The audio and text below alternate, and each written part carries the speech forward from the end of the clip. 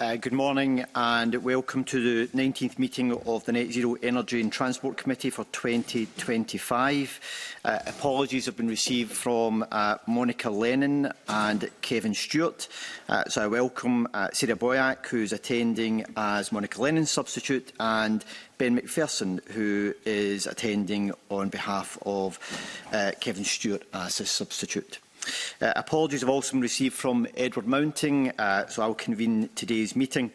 Our first item of business this morning is a decision to take item 9 in private. Item 9 is consideration of the evidence we will hear on the Planning and Infrastructure Legislative Consent Memorandum. Are we agreed to take that in private? That's agreed. Our second item of business this morning is an evidence session on a legislative consent memorandum that the Scottish Government has lodged on the Planning and Infrastructure Bill, a UK Government bill at Westminster. This committee must report on this LCM.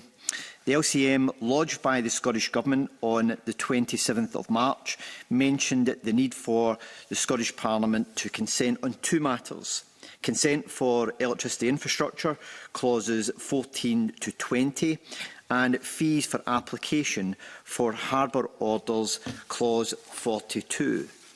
It also mentions clause 96, which relates to commencement and transitional provisions insofar as these relate to clauses 14 to 20 and 42.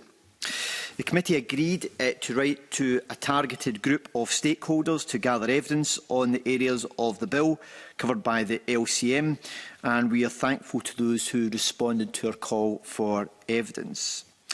This morning, we will discuss the LCM with the Scottish Government, including any developments since the LCM was lodged and some of the main issues raised by stakeholders.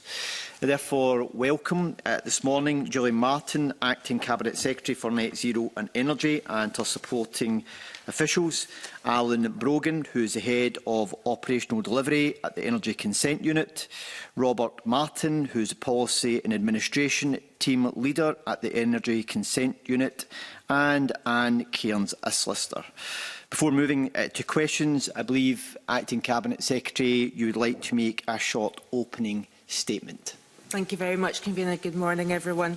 Thanks for the invitation to provide evidence on the LCM related to the Planning and Infrastructure Bill. And before I answer any questions, I would like to speak for a few minutes to explain the purpose behind the bill and how we've got to this point and why in this instance an LCM is required. By way of background, while land use and planning in Scotland has devolved the powers to legislate for generation, transmission, distribution and supply of electricity reserved to the UK Government, but Scottish ministers determine applications to construct or install electricity infrastructure under the Electricity Act 1989. And in England and Wales, relevant legislation was updated in 2008 to make the consenting process more efficient.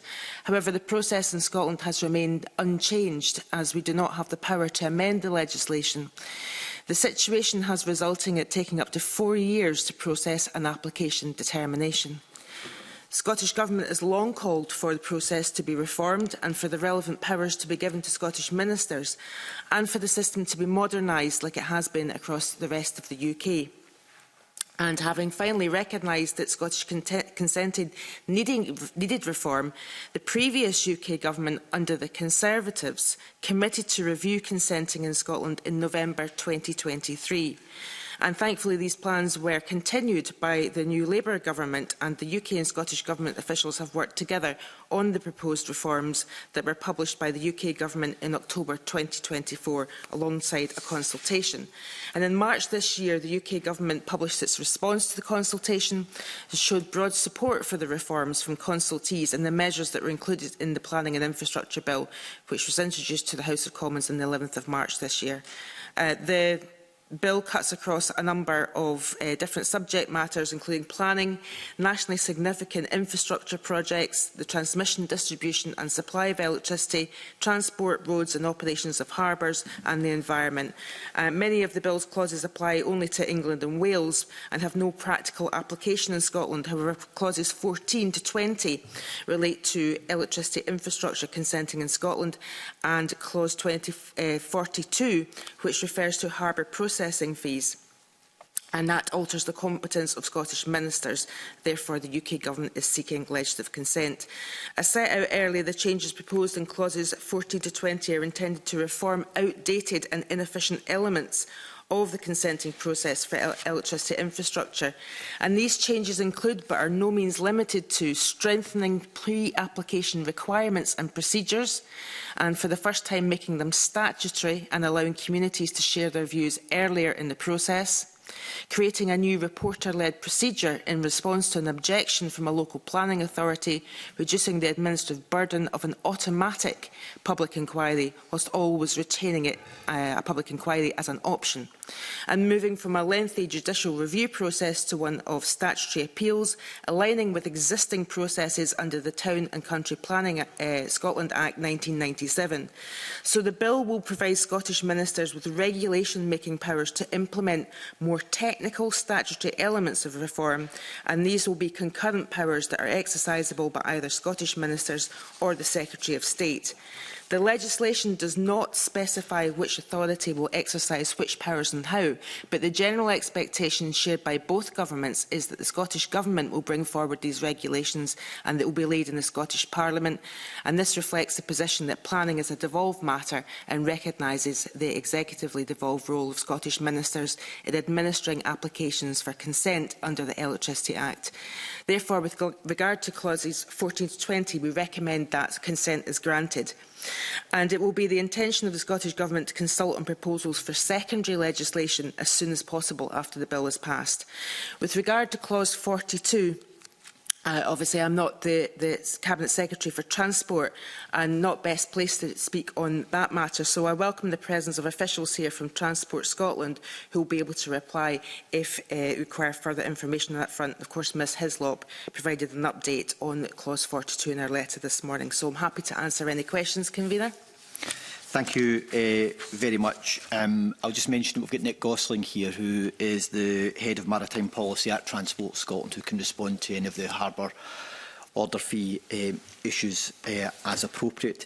I'm going to turn to a question now from committee members. Can I get us started on the issue of the concurrent nature of these powers that are provided for within the bill?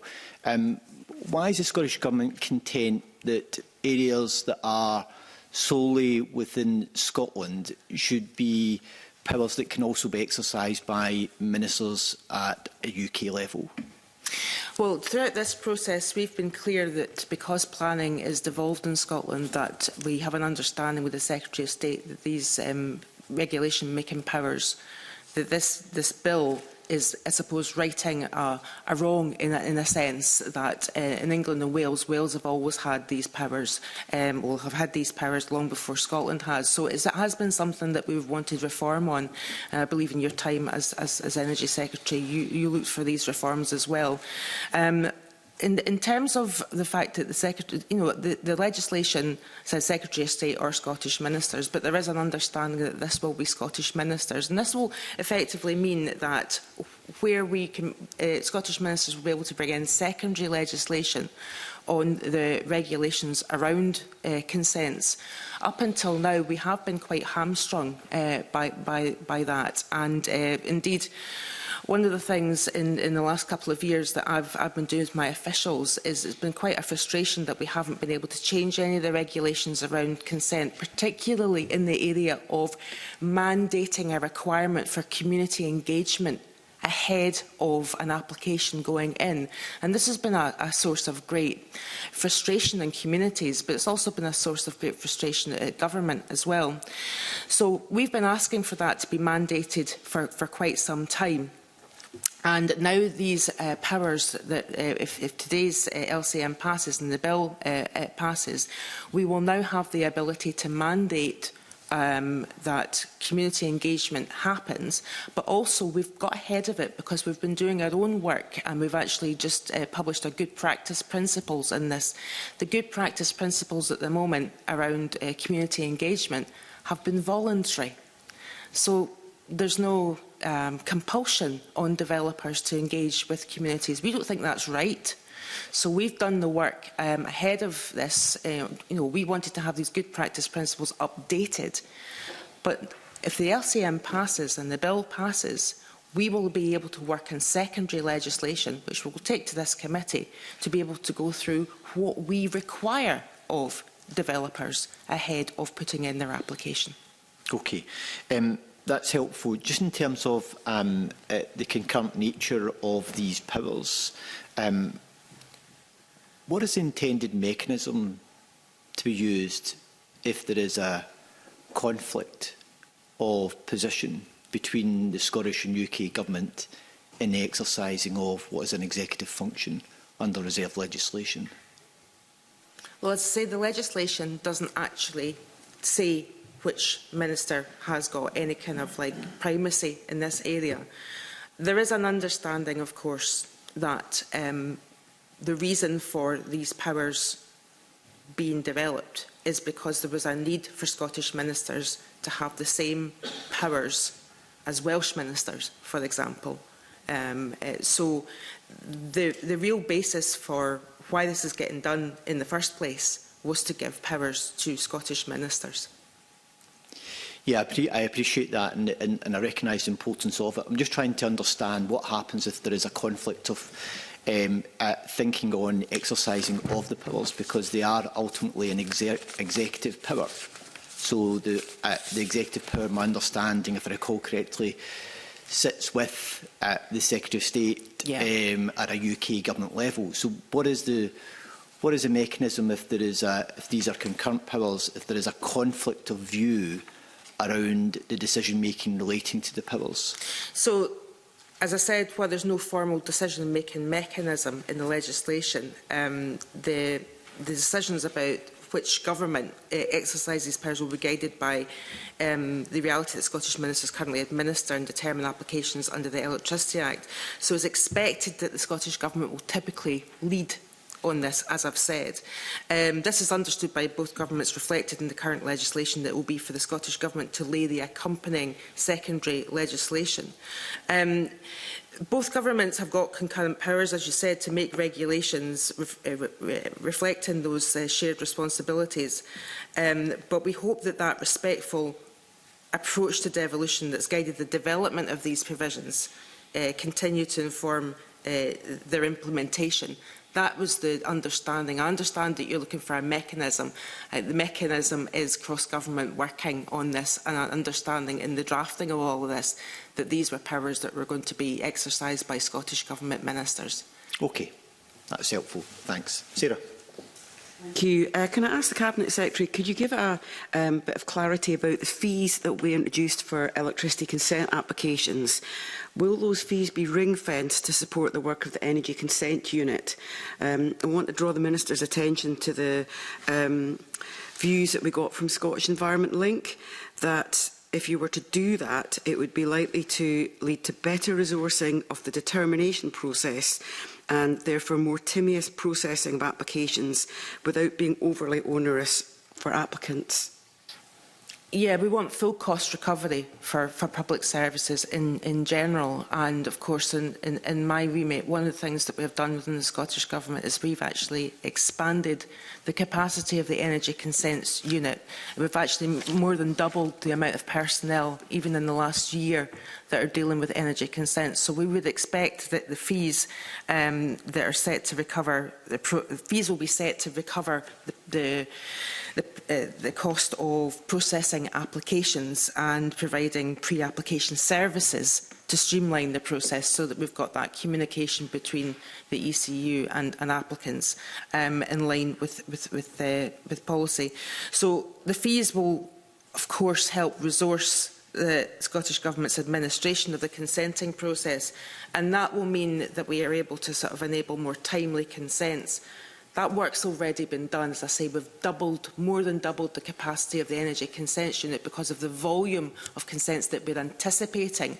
What we're not doing is waiting for the volume of applications to go through the roof and not have these. So I think we've front-loaded the capacity in the ECU in anticipation of the many applications that are going to come through, particularly with regards to transmission infrastructure and then, of course, the Scotland round. I think that's useful to get on the record. You said there, expect that, but it is a definite that resource will go directly to the Energy Consent Unit. Yes. Yeah, that's good to get on the record. Thank you. My second question is, how will the powers in relation to environmental impact assessment on the planning an infrastructure bill interact with the proposals from the UK Government to move to a system of environmental outcome reports and powers on that in the Levelling Up Regeneration Act and proposals also for new powers in relation to EIA being contained in the Natural Environment Scotland Bill? So, as you rightly say, Ms Boyack, the UK Government intends to replace the EU-derived environmental impact assessment system with new environmental outcomes reports, or EORs, as you've just said. The framework was established in the Levelling Up and Regeneration Act. The system's not yet operational and requires further development, so the functions will allow for Scottish ministers to make those environmental outcome report regulations for Electricity Act applications, and they've been transferred by a separate order. And clause 20 in particular provides a pragmatic interim solution which will allow for the procedural updates to the existing EIA system while policy on the potential transition to EOR is further developed. So there will be no gap, so that the transition from the old system to the new system will be covered by clause 20. I think that issue about gaps is really important in terms of environmental standards. We don't want to see a reduction in standards here. Thank you, Convener. Mark. Can I just get a bit of clarity then as to where you see the environmental objective reports applying, Cabinet Secretary, and where you see the existing EIA system applying? So, you know, if there was a consent under Section 36 onshore or Section 37 onshore transmission infrastructure, would that now go through this kind of Westminster system of EO reports, or will it be expected that EIAs will still apply? So, if the LCM's agreed to and the bill goes through, there will be that pragmatic interim solution. And that would mean that we'd have the necessary procedural updates to the existing EIA system, whilst we are waiting for that policy transition to happen, to be bottomed out between all governments on the transition to EOR. So that's there effectively is going to be a transitional period in which we have the existing EIA system, but will provide us to have updates which start to bring us in line with what's anticipated in the EOR. Right. I'm just trying to understand how that works then. So if you're a developer and you're bringing forward say a wind farm project and that's under the Section 36 threshold, you would do an environmental assessment, right? Because you're used to doing that. It's what's required under regulations to go to the local council. But if you're over that threshold, you then have to engage eventually with this new system of environmental objective reports. Is that right? Well, we've got two systems effectively. Well, environmental impact assessments will still apply. It's effectively what I'm saying. Is that there's no dilution of that in any way. I mean, Sorry, so you do two systems. You do. But the clause is like restoring that limited ability that we had before under the European, I think it was the European Communities Act, to make procedural changes to the EIA process to mean that it was aligned with reformed electricity consenting. So the adjustment in clause 20 will allow us, will restore effectively that ability to make procedural changes. But the EIA, there won't be any gap, there won't be any point in which there will be a dilution of the requirement to follow an EIA. I hope that gives you clarity. I'm struggling a bit with that. I mean, it might be perhaps better for yourself, Cabinet Secretary, to write to committee maybe with some examples of where that applies, where it doesn't apply. I suppose what I'm trying to understand is, is the government moving away from EIA to a new system of environmental objective reports? And if you are, then where are you doing it? I'm getting a no there. So no, EIAs will always be in place, and we want to be agile in making sure that there's no misalignment between the two processes, the EOR process, but EIAs will still apply. There will be no point at which they are diluted or they don't apply. They apply in all cases. So the environmental objective reports are more about those areas that are in the offshore environment where Westminster is requiring that regime to be applied. You don't see EORs applying with onshore development or anything which is within the consenting powers of Scottish ministers? I think that there's I'll defer to my officials in here, but there's the ability for EORs to apply in any case, but the environmental impact assessments will apply in all cases. Right. But Alan, maybe you can give some clarity. Yeah, it's a bit of a complex picture. So, in the Level Regeneration Act, the framework for environmental outcomes reports was introduced. That requires further development by the UK Government to set out what that really means. In Scotland, we're not really clear exactly what that looks like. Right. Also in Scotland, in general, the policy is to continue with the EU-derived EIA system. So this does not restore the position that we had before, where the Scottish ministers can make the EIA regulations in full. It restores the EIA power in a limited way, whereby we can make procedural updates to allow. It doesn't allow any change, regression of environmental standards. It only allows procedural changes, such as, for example, to align with some of the changes here that are proposed in updating the Electricity Act, but also to make efficiencies, such as more online information, for example, being available to people, rather than in public places where it's not practical or useful to do so. So the proposal is to stay with EIA. There is no proposal to move away from that.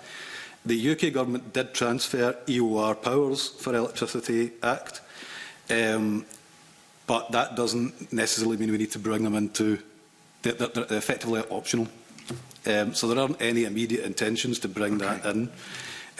But the intention is to remain with EIA, and this clause restores a limited ability, because at the moment it doesn't exist. When the European Communities Act was repealed, that power was lost. Right.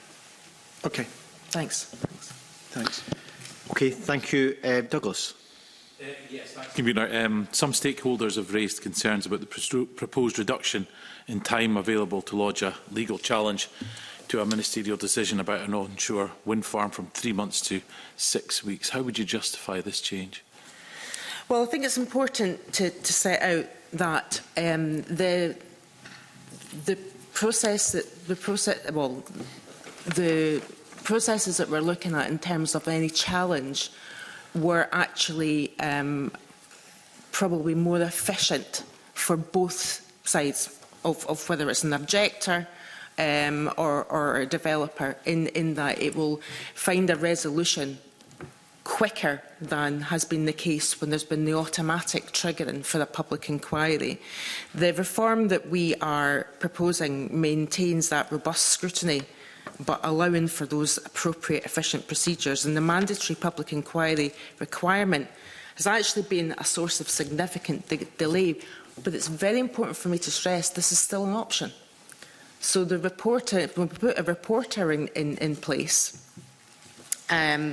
and this will mean that there is able to be a number of tools at their disposal. The reporter will be able to make an examination into the application, give them the powers to determine what form that examination takes, they will be able to specify site inspection. They will be able to hold evidence-taking sessions. They will have everything that's at their disposal with regards to, as they do with other planning matters. Local planning authorities will remain statutory consultees. Their objections will continue to trigger a formal examination process, but the key difference is that the objections will be considered through a process by an independent reporter rather than automatically always going to a public inquiry. But the reporter has got the right to call a public inquiry. Now, in terms of the time, I mean, there could be time. Recent cases, public inquiries triggered by planning authority added 12 to 24 months.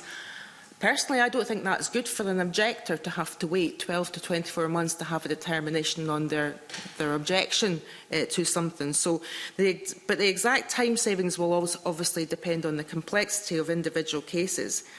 But there will be time for people to put in their objections, but it's the time taken for the assessment of all the evidence by the reporter that should shorten the determination, so that both the complainants who object to an application and indeed those who have applied, there will be a resolution a lot quicker. But Cabinet Secretary, I'm not talking about the time taken from an objection to go in for it to be resolved.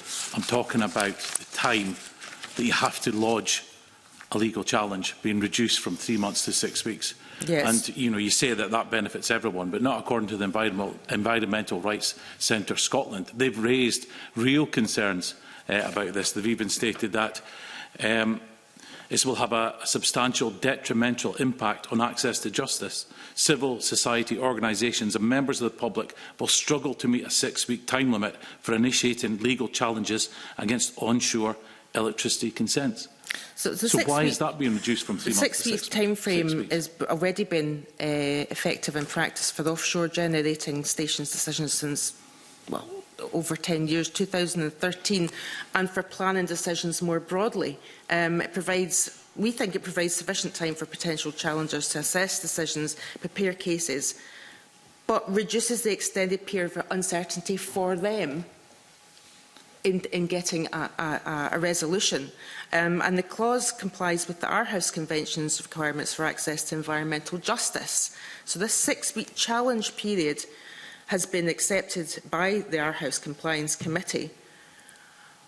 But crucially, the rights and the regulations that we now will have devolved to Scottish ministers to mandate community engagement ahead of a planning application going in will mean that there is much earlier engagement by law by developers with communities.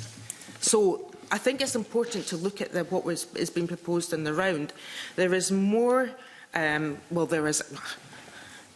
is no longer going to be voluntary to engage with communities ahead of putting an application. It's going to be mandatory. However, at the other end of it, once an application is in, there will be the ability, the 6-week ability, to challenge that determination. And then it will be referred to a reporter who will undertake all the evidence gathering around that.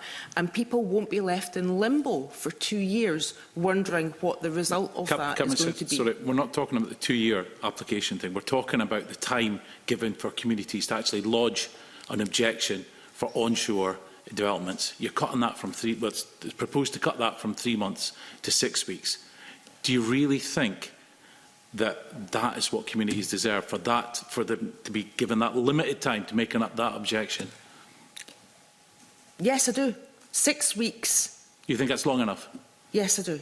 It is in line with other planning regulations. And I would expect that when you have mandated community engagement, which is what we've been calling for many years, we've not been able to mandate that you will have early community engagement, which it is my hope would prevent objections because there will be that mandatory aspect to your application. So the Environmental Rights Centre for Scotland are wrong, in your belief? The clause complies with the Aarhus Convention's requirement to environmental justice, and the committee has said that it provides sufficient time for preparing cases and provided that the decisions are properly publicised, the regulations that we'll have in place will mean that there is a demand on, a legal demand on applicants to properly publicise and to engage with communities.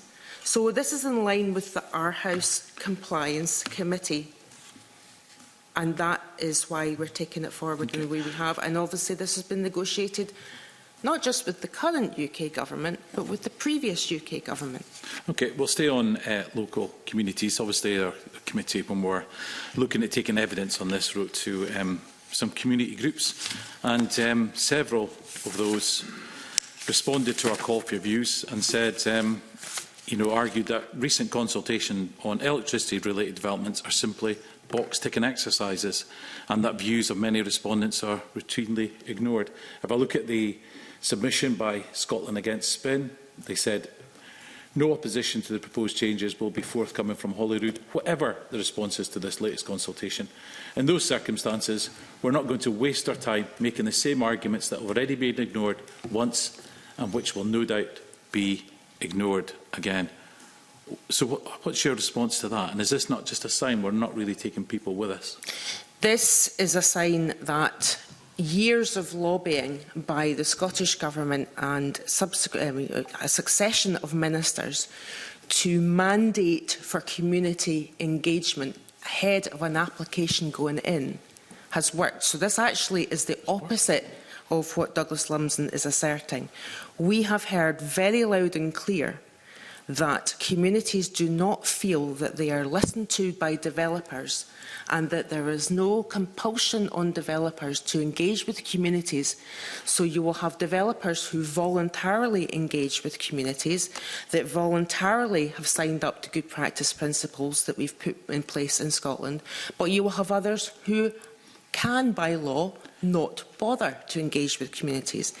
This change means that what the lobbying that we have done with the UK government to give these powers to Scottish ministers to make it a demand, a legal demand, that developers engage with communities ahead of an application going in is a material difference.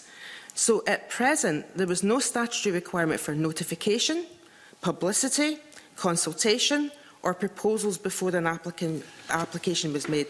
There was no detailed requirements that applicants must adhere to in the making of applications to the determining authority, and no validation procedure. These regulation-making powers will allow for requirements regarding pre-application steps, which is mandatory notification to prescribed persons, publicity requirements, consultation obligations.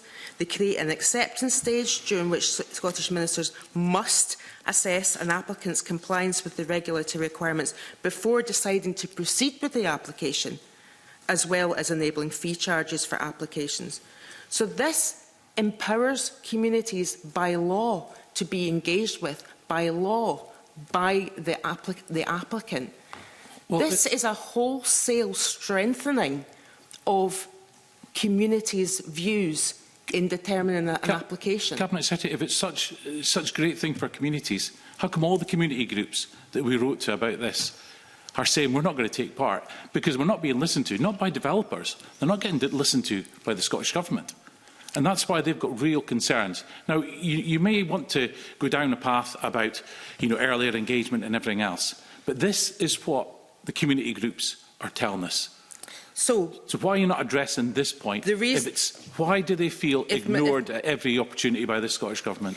This is an indication that the voices of communities have been heard loud and clear. The Scottish Government would not have lobbied for years and years for these regulation-making powers to make community engagement mandatory ahead of an application if it was not for community groups saying there were this is the voice of community groups that are coming back with this. The powers will enable regulations requiring developers.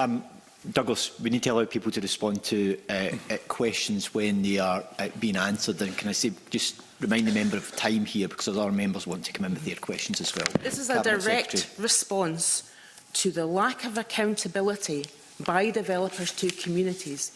By law, they will have to engage with communities, and we will set out secondary legislation which will have the parameters of what we demand that engagement to look like. This is a direct response to the lack of accountability that these community groups have been rightfully putting to us for many years. Well, I find it strange that if community groups should be are so against what you're doing here, it sounds like that you're not listening to them. But okay, I'll finish there, Convener. Mark, you had a brief supplementary. Yeah, I mean, I read Scotland Against Spins, response to the committee. I think it was possibly the only group that actually put in evidence. But I recognise there is that concern there. But I guess I wanted to ask you, Cabinet Secretary, about your view about whether the good practice principles on community engagement are actually already being adhered to, or whether you can point to examples of where developers are not engaging early on with communities. They're not doing a pre-application consultation, they're not holding exhibitions, they're not gathering feedback on a development application and then offering feedback to those who've put in their views on that application as to whether changes have been made, whether changes have been rejected as a result of that. I'm interested in the kind of the development process here, how communities get involved very early on, how their views are respected.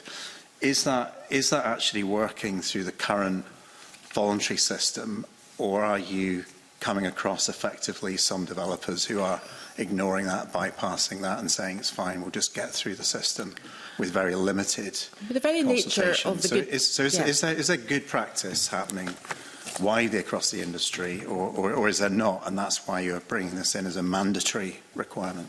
It's patchy, would be the answer to that. And that is why we need the powers to mandate community engagement in the first case, right? But also that the good practice principles that we've developed ahead of anything being made mandatory. Obviously, you'll have responsible applicants who will adhere to the good practice principles. You will have ones that will make a virtue of it, and but there is no compulsion on them to do it. So you've got a variable picture throughout the whole of the country. I don't think that's right. I actually agree with community groups who are saying that there has to be enhanced and meaningful community engagement ahead of an application. I think that's the least we should expect from developers.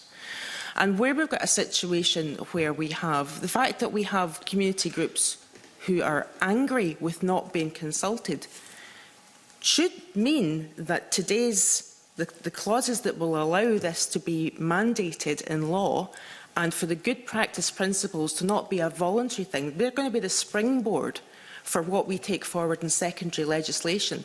So there's going to be a great deal of work done in tightening up the good practice principles, but also that they're going to be the guidance that we will want developers to follow. And we will take the views of communities who are unhappy with the current system, where there is patchy. You will have some areas where communities may be perfectly happy with the engagement they've had from a developer. But the very fact that Douglas Lumsden has read out that you've got Scotland Against Spin do not feel happy with the current situation means that we need to do something, and this is the something we have to do. We have to make it that if you've not engaged with a community in a meaningful way, that will be reflected in the evidence that we gather in assessing your application. Mm-hmm. This is the mechanism that should vastly improve community engagement.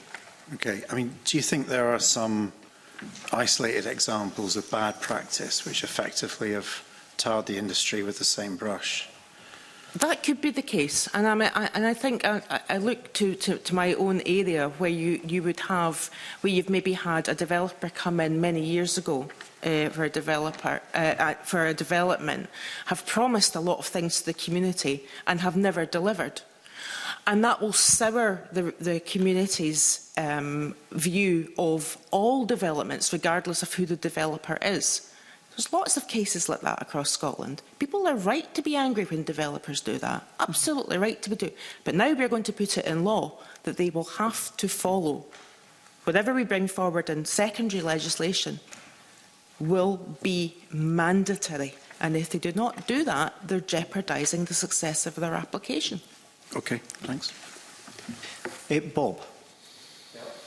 Convener, I wanted to have a look at clause 42 of the Act, and I'm conscious Nick Gosling may ask stuff in relation to this. But can I just get the factual situation with clause 42 on the record, if that's possible, first of all? So, our notice it provides enhanced powers for Scottish Ministers in respect of fees for harbour division orders to allow recovery of costs associated with the handling of applications for port development.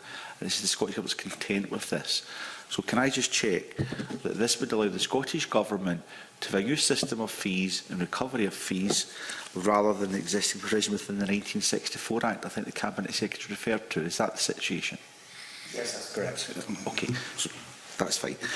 Now, we now go to clause 96, which I believe is commencement powers. Now, can I just check, are those commencement powers? Now, we know the dispute between the Scottish and UK Government is whether those should sit with the UK Secretary of State or with the Scottish Government. But those commencement powers, will they commence at the same time as the provisions within the 1964 Act are repealed? Do both things happen at the same time under clause 96? Because my notes don't demonstrate that to me.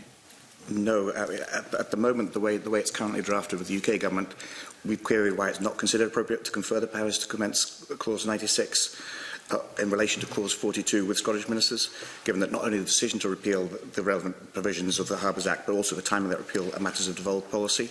So at the moment, the UK Government are saying that they will repeal the old legislation at a time of Scottish ministers' choosing, but that's not a legally binding position, so that's why we're asking for that powers to be devolved to Scottish ministers. So I understand, I'm definitely going to come back on to that.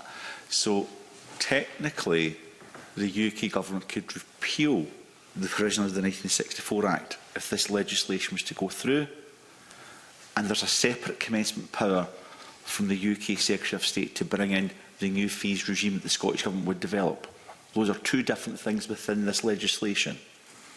The way it's currently drafted, Scottish ministers will have full powers to bring in a new fee system at a time of their choosing.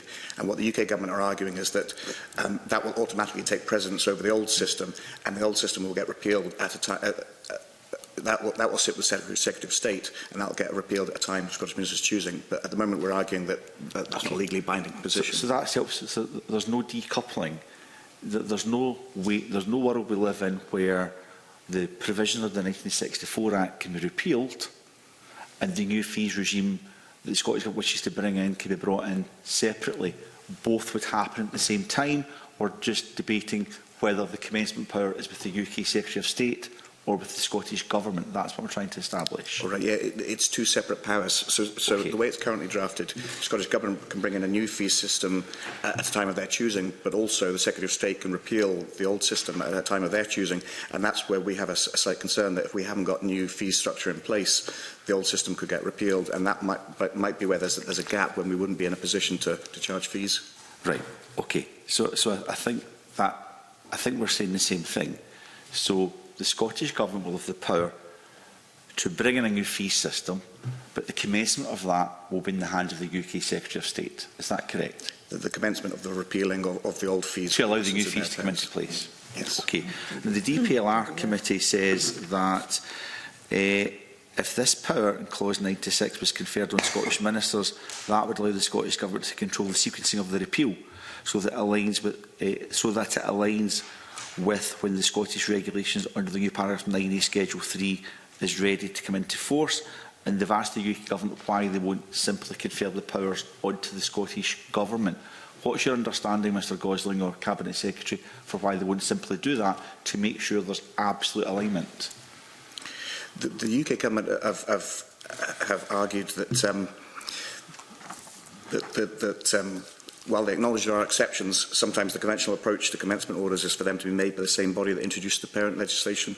So the UK Government have highlighted that any new fee system would take precedence over the current system upon commencement of the clause, so there would be no delay if Scottish ministers choose to introduce a new fee system.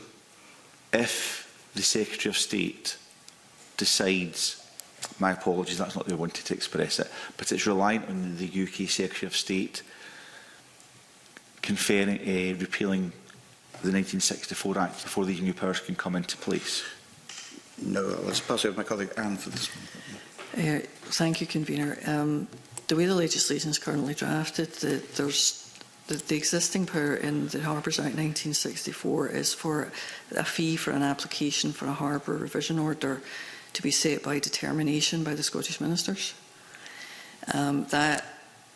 The bill is proposing to repeal that and replace it with a regulation-making power for fees to be set by Scottish Ministers and regulations.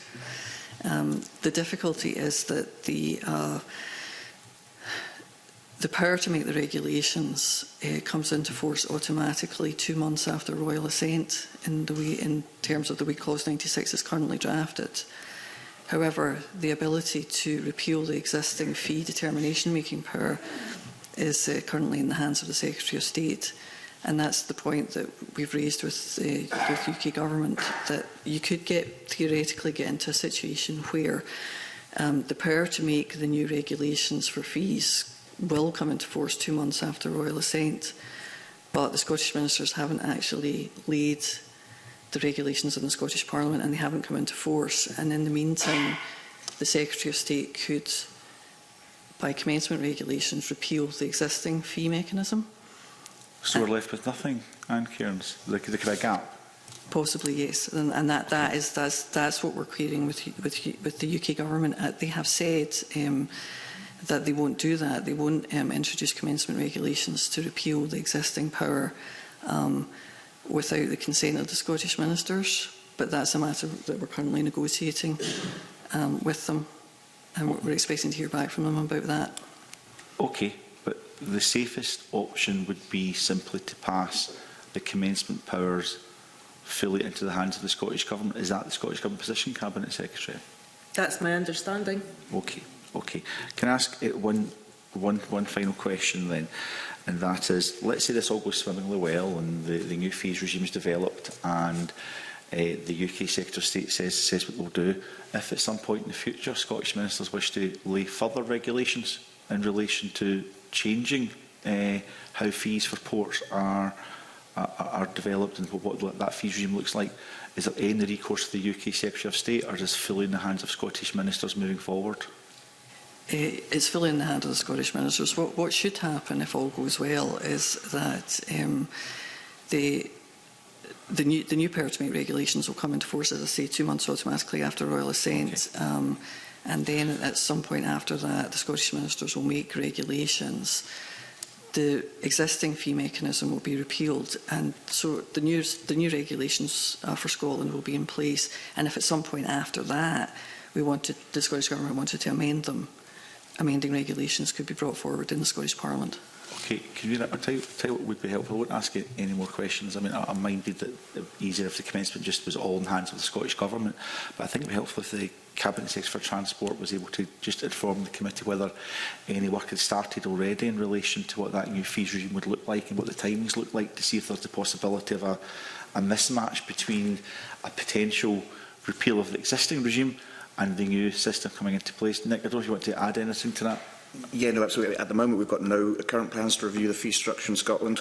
Whilst a review could be built into work plans, any changes to the existing regime would require policy consideration, stakeholder consultation and the drafting and approval of appropriate legislation, so that there's no immediate plans to amend the fee structure. I know I said no further questions. How long would it take, let's say we fast forward 2 years and the Scottish Government wants to move on this, how long would it take a UK Secretary of State to do their bit, assuming they haven't repealed the previous provisions, to actually go on with that and do that for Scotland? What's the timescale around that? Well, if Secretary of State retained the commencement powers, that wouldn't stop us, stop the Scottish Government coming in with a new fee structure, because that automatically takes precedence. So if the Scottish Government come up with a consultation and a stakeholder consultation and a proper review and come in with a new fee structure, that will automatically take precedence over the old system. So all Secretary of State hold is the power to repeal the old legislation. So it's only whether there's a gap or not, that's all we're talking about. Yes. Thanks. Okay, thanks. Can I briefly return to the issue about capacity within the Energy Consent Unit?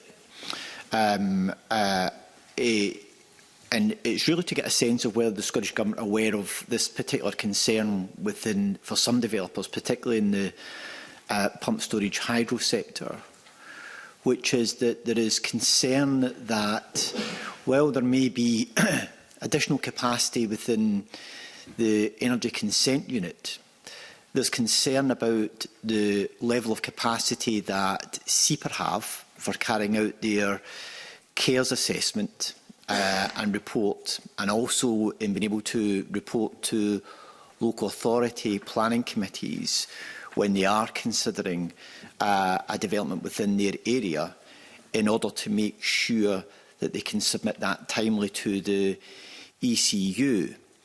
The reason why I raise it's a particular issue for the pump storage hydro sector is because the Ofgem have set a date of, I think it's the 30th of September, for the cap and floor, and for any developers or any projects to have made their bids by then, or to have made their applications by then. But they can only do so if they have a Section 36 order in place. But that could be put in jeopardy if SEPA and the local authority don't have the capacity to get their work done to allow that to inform any decision that the ECU may make. Are you aware of that concern? Are you alive to it in seeking to address it urgently for some of the developers that may have highlighted this as an issue of concern for them? So I'm aware of general concerns about the time it takes for applications to go through. So obviously you've highlighted, and I've previously mentioned, the work we've done in Scottish Government in doubling the capacity of the ECU. I've had discussions with SEPA as well. They're currently working on their business plan to deal with the volume of applications they're getting, not just from pumped hydro storage sector, but from all areas which they have got responsibility to report as well. And also you'll be aware of the work that we've been the Minister Ivan McKee and myself have been doing on providing local authorities with access to the expertise that they might not have in-house, to be able to make determinations on applications that are complex as well. So that planning hub model is something that Mr McKee is rolling out, not just in terms of the energy consents and the energy applications, but in the planning applications more widely as well, because the more complex they get, individual local authorities might not have that expertise in-house, but will be able to effectively procure it centrally to allow them to assess the applications that come before them as well. So there's a number of things that have been done, but I take your point about SEPA in particular. It's something that you've given me quite some detail on as well. What I would say to anyone who has got concerns about that from the pumped hydro storage sector, that they can raise that with me directly, and I can obviously speak to SEPA directly about that. But I've spoken to SEPA about their capacity in general about dealing with energy consents, and that's something they are absolutely aware of, and they're looking to manage their resource to be able to cope with the demand and the complexity, so that we're still getting consents out to people in a timely fashion. Yeah, I appreciate the issue of volume that SEPA are dealing with in some of these matters. I think the challenge here has been the date that's been set for the cap and floor being the end of September, which places a huge amount of pressure on the need to get these applications in by then, or you miss the cap and floor deadline. Yep. So while they might be dealing with a large volume, there are some which are highly time sensitive, and it's about being able to make sure that they are able to identify those, and where necessary expedite the process for consideration in order to meet that the cap and floor deadline that's been set for the end of September. And I'm presuming that the ECU are alive to this, yes, and are looking for these applications to get them dealt with in a timely fashion as well, because these are billion-pound projects, yes, that could have, you know, over thousands of jobs associated with them. And if we don't make these timelines, we potentially lose that huge opportunity that goes Absolutely. with them. So it was obviously the ECU are alive to the various milestones that developers want to meet, and then obviously the AR7, for example, and you mentioned the cap and floor, and obviously work very closely with the developers as well, so that they are getting the right information to be able to make determinations that allow them to meet those milestones as well. But your wider point about the other bodies that need to have capacity, I'll certainly take that away, and I'll add that to my agenda the next time I make SEPA for that in particular. Okay, thank you very much. So, look, can I thank those officials who have attended this morning? I know that the Cabinet Secretary is remaining with us, and I'm going to suspend the meeting until 10:23, where we'll move on to the next agenda item.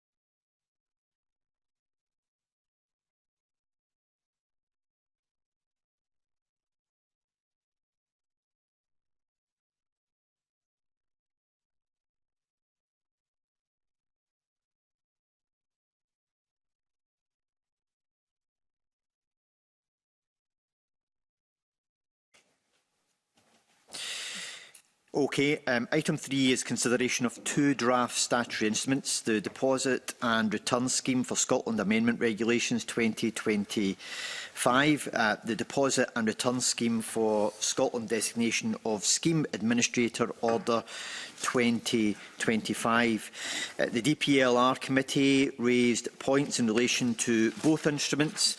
In relation to the Deposit and Return Scheme for Scotland Amendment Regulations 2025, the Delegated Powers and Law Reform Committee has reported a defective drafting issue under Reporting Grounds I and 7 issues under the General Reporting Grounds. In relation to the Deposit and Return Scheme for Scotland Designation of Scheme Administrator Order 25, the DPLR Committee reported 1 issue of defective drafting under Reporting Grounds I, 1 issue where the meaning should be clearer under Reporting Grounds H, and 2 issues under the General Reporting Grounds. The Scottish Government is committed to corrective action on most of these points. Further details set out in the Clerk's note for these instruments and, of course, in the DPLR's committee's report. Can I welcome back to the committee Gillian Martin, Acting Cabinet Secretary for Net Zero and Energy, and her supporting officials for the team. Giles Hendry, who is a Policy Officer for the Deposit Return Scheme, Ailsa Haynes, who is a solicitor, and Hayden Thomas, the Producer Responsibility Unit Head. These instruments are laid under the affirmative procedure, which means that they cannot come into force unless the Parliament approves them.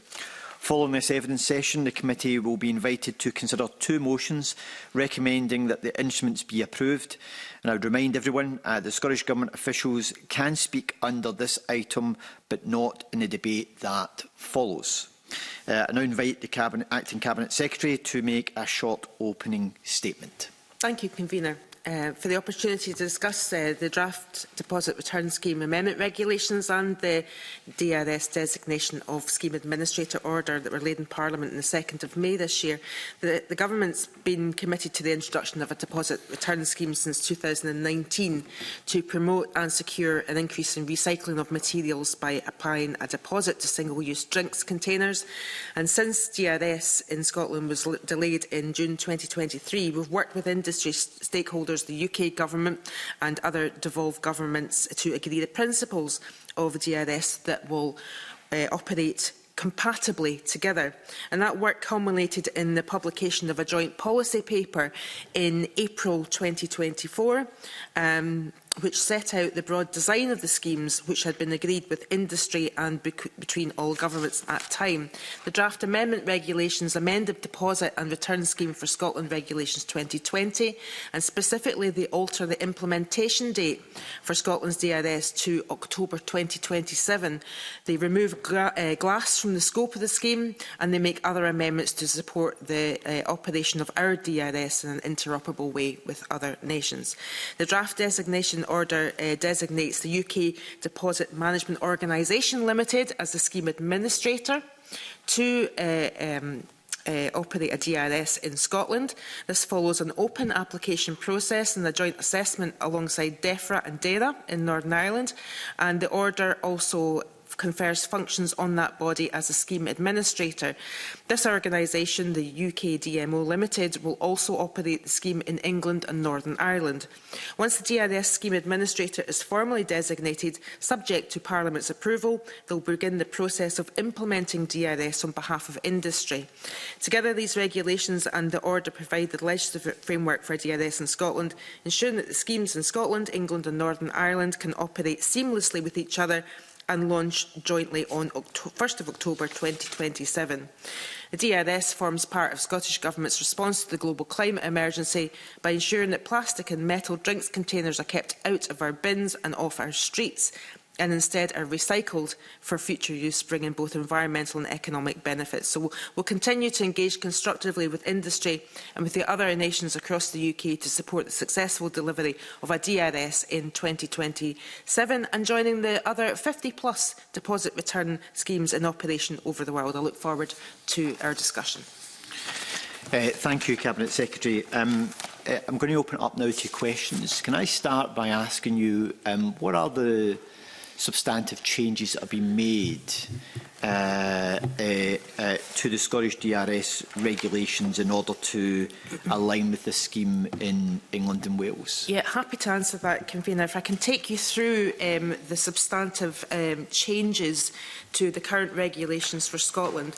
So the first thing, crucially, is that timeline is revised to launch DRS in October 2027. Glass is removed from the scheme. The minimum container size is increased from 100 mils to 150 mils.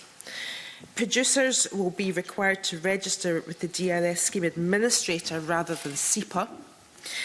Supermarkets, grocery stores, convenience stores and newsagents will be required to host return points unless their premises is less than 100 metres squared and in an urban area. Take-back services may be provided on a voluntary basis, and organisations must register to operate take-back services. As I mentioned, there's the designation of the new scheme administrator, UK DMO, and they'll have additional functions. The scheme administrator must issue a logo and a machine-readable code and may issue a logo identifying multi-packs containing scheme articles, and the scheme administrator will determine the deposit level, which may be a flat or variable rate. There's also the ability for those who want a review of the rate to request a review from the scheme administrator, so that's new as well. And any scheme administrator will also determine applications for an exemption from operating a return point. So those are the substantive areas in which there will be a change. So they are quite significant changes that have been made. What impact do you see these changes having in terms of the outcomes that will be achieved compared to what was proposed under the Scottish DRS scheme, in particular in relation to environment, carbon emissions, businesses and consumers? I think the biggest substantive change is the removal of glass.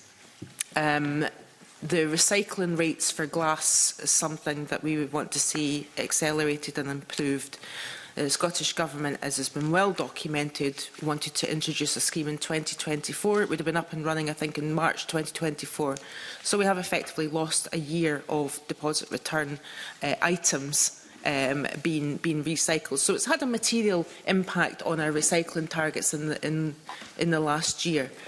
So I think the biggest difference is the exclusion of glass. Obviously, that's why Wales has not decided to go forward with the DRS regulations that we are, because their recycling rates are very, very good. They are the best in the UK, and they felt that in order for the scheme to have to make a material difference to their recycling rates, they wanted to have the inclusion of glass. Now, as you will remember, Convener, the Internal Market Act was used by the former UK government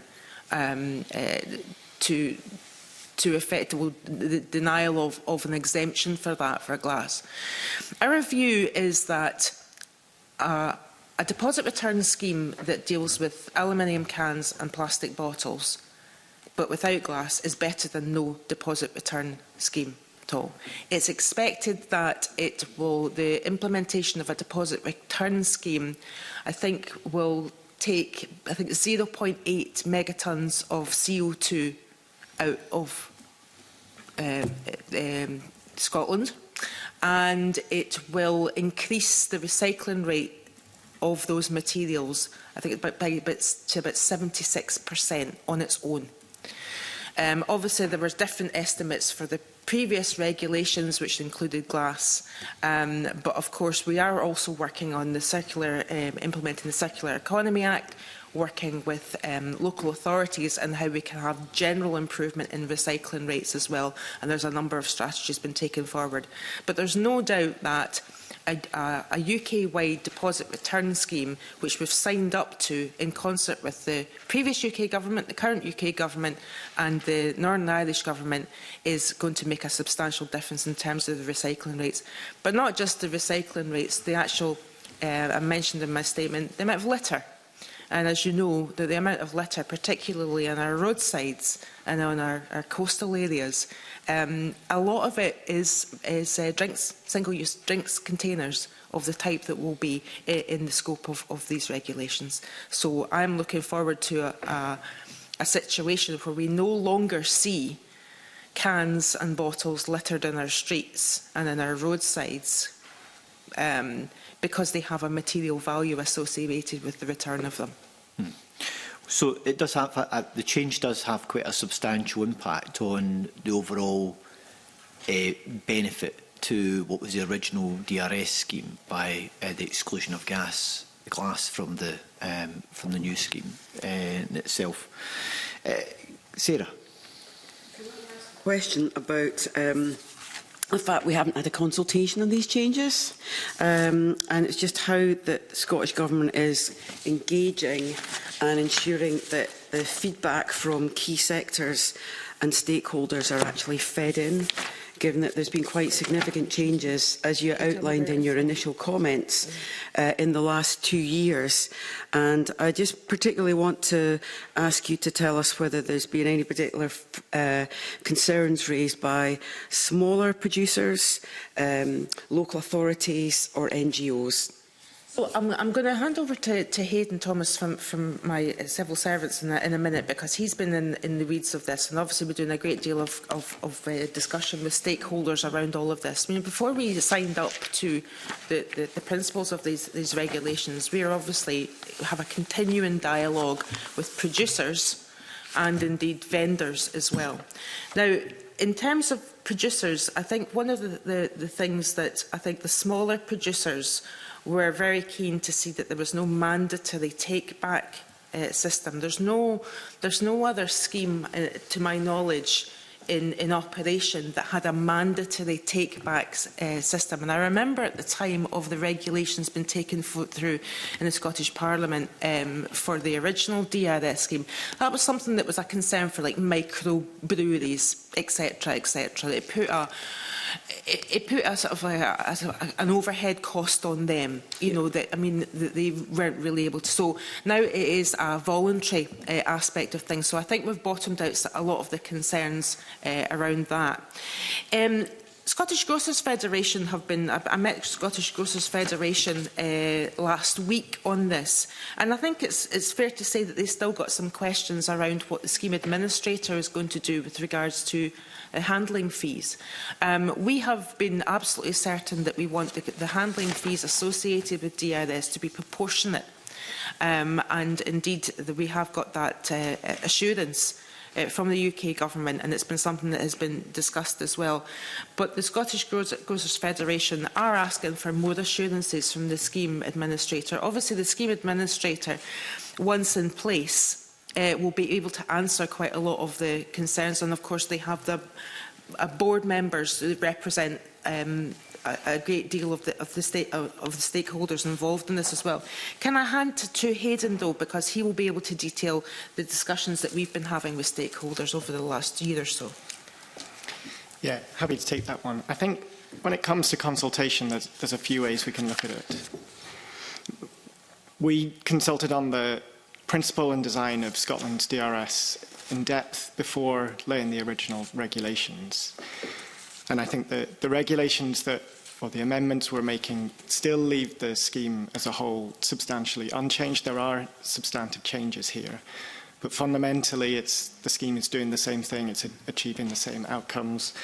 Many of the changes that the Cabinet Secretary's outlined there are operational rather than necessarily getting at what the scheme fundamentally does. So that consultation has been carried out and published. I think that the key change is what you outlined, which is around glass. We did consult on whether to include glass in the scheme, and you'll know the Scottish Parliament previously reached a different conclusion, which was glass should be in the scheme. Now, that question around glass has obviously been the subject of very, very considerable business feedback, NGO feedback, public feedback, and has probably been the main point that we've engaged with businesses on over the past 5 years or so. It's also something that the UK government consulted on as part of their consultation. They reached a different conclusion, which was glass would not be in their scheme. And as the Cabinet Secretary says, following the requirement to align with them, we have taken the decision to take glass out through these amending regulations. It might be also helpful just to outline what is required of the scheme administrator in regard to consulting and working with those affected stakeholders. The draft designation order requires that the scheme administrator consults with representatives of producers, retailers, wholesalers, and in particular, well, not in particular, but that includes small retailers as well, when they are making certain decisions. So the scheme administrator really has the consultation duty upon it to make sure that as they roll out the scheme, that they're taking all views into account and they are working with producers and vendors to make sure that the scheme is going to be efficient and not have any unintended consequences for any of them. Yeah, I mean, I welcome those answers, because the issue of small producers and small retailers was a huge issue in the first area, which I certainly raised. It didn't clarify whether there'd been any discussions with local government or NGOs in the drafting of the current work. So we have been engaging with COSLA on this, obviously ahead of signing up to the regulations that we did last year, just before the general election. I think it was April last year, that obviously before we sign up to anything which would have an impact on waste recovery, we're consulting with COSLA on that, and we're doing that regularly and right up until we agreed the general principles and then beyond. Okay, thanks. I'm going to come back in later on some of the changes that have now been made. Thanks, okay. Convener. Douglas. Yeah, thanks, Convener. Cabinet Secretary, just going to look now at the regulations for return points. Obviously, it's a bit different from how it was proposed before. If I look at the regulations, it talks about groceries retailer can apply for an exemption from operating a return point if it's an alternative return point within reasonable proximity. Who decides whether a retailer would be allowed an exemption or not? The scheme administrator would decide that. And would there be any sort of appeal against this? Or? Yes. So that's what one of the changes. The scheme administrator would have to. So in terms of like the fees associated with it, or indeed the review of whether or not there was an exemption, there would be the grounds to appeal. But obviously this is something that the scheme administrators will be set up once these regulations go through in Scotland. Obviously they're set up for England and Northern Ireland as well. It's going to be the same scheme administrator, and it will be for them to lay out exactly the processes that they will use for this. But you're right, it's and that's a fundamental change, because it's a change from our regulations where Scottish ministers would determine whether an exemption is granted. That's now been conferred to the scheme administrator. But there will still be an appeal process that maybe just needs to be ironed out. Is that right? Yeah, and I think that's one of the strengthening of the regulations in terms of the scheme administrator. Vendors can ask for the review of decisions that they make. Mm-hmm. And from this, I presume... Can I bring in Ailsa? Sorry. Yeah, I just wanted to clarify there is a right of review to the scheme administrator for these decisions. It's set out in the designation order. But it's still going to the system administrator for that Yes, review? that would go into the scheme administrator. Okay. Cabinet, so from this, how do we ensure that there's a good distribution of return points, especially in rural areas and islands? Yeah, and I think that's a really good point, and that's something that the scheme administrator will take into account, because obviously, if you think about, you rightly point out rural areas where there might not be the larger supermarkets, and there'll be the small convenience stores, might be the only vendor in the area. So the scheme administrator will be looking at the spread of the return points, and I'll just go through the supermarkets, grocery stores, convenience stores and newsagents will be required to host return points unless their premises are less than 100 metres and in an urban area. So in a rural area, there will be an expectation that the convenience store, maybe the only convenience store on an island, for example, would have a return point, because we don't want to disenfranchise people that are living in island communities. They're paying the deposit on their drinks containers. They want to get that back. So, and obviously, the scheme administrator would be working with small vendors to make sure that they had the capacity to do that. And then, of course, what they would be doing is they would have, the scheme administrator would be have a map of where all the return points would be. It is on a voluntary basis for urban environments. What I expect to see is that there will be, if you think about the business case for having a return point, where there's competition, far better to have a return point in your grocery store or supermarket, because the footfall associated with that, you go in and people are returning their cans and their bottles. They're more likely to spend money on the way out or redeem any kind of voucher there. So at the moment for urban areas it is voluntary, but for rural areas there's an expectation that there would be an acceptable spread of return points, and so as not to disenfranchise people from rural areas. And you mentioned there, would you get money back, or is it a voucher you seem to mention there? The scheme administrator will be bottoming out all of that. That's for them to decide how they so do. We don't know that yet. No, that'll be for them to decide. And from what I read, hospitality is now out of scope for being returned. So let's say I go to the pub with my pals on a Friday night. They all have a pint of lager, and I have a can of Diet Coke. Am I expected to keep my can, and it's poured for me? But what happens to that can then at that point? And Mr Lumsden, you could do whatever you want with your can. If you want the 20p back, and I imagine you could just put it in your pocket. Was it 20 pence? I have no idea. It's the scheme administrator will decide that. You can either put that can back, or you can. I don't think anyone's going to stop you walking out with that. I'd have to take it with me for the rest of the night, wouldn't I, to get my money back? Oh, Douglas, this is why men need bags. This is why, I don't know your habits of what you take. I'm just trying to ask, if somebody goes to hospitality, a cafe, for example, they buy a can of Coke, they've got to take it with them if they want to get the money back. Is that correct? Well, Hayden, you can try and answer that. I think you can take it with you and you can get the money back. It doesn't matter where you've bought. It doesn't matter where you've bought a drink. So say, for example, I buy a Diet Coke from Tesco. If there's a return point in my local convenience store in the village that I live in, I can take it back there and I can get the money back for it. So I think that would apply wherever you would buy your drink. Yes, so if you go to a cafe, you buy a round of drinks, then you'd have to take. If you can't get the money back from that hospitality place anymore, no. You'd have to take all that empty. Yeah, but there's always a premium put. There's always a premium put on the cost of drinks that you have in a sort of seated cafe or pub anyway. So but if you wanted to get money back from that can and hang on to it, you're perfectly within your right to do so. Hayden, am I?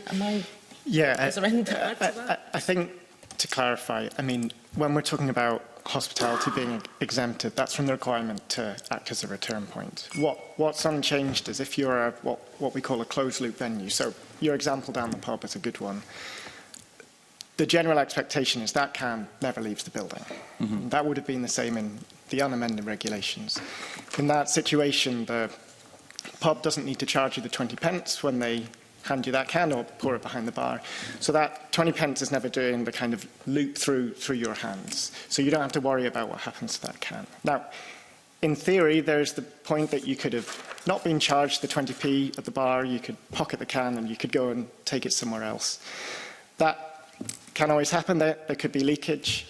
That becomes a kind of decision for the business about how they deal with that potential that people are taking their cans of Coke at home at the end of the night. Perfect. So there is still an option to have as you say, a closed-loop system. That's where right. Yeah.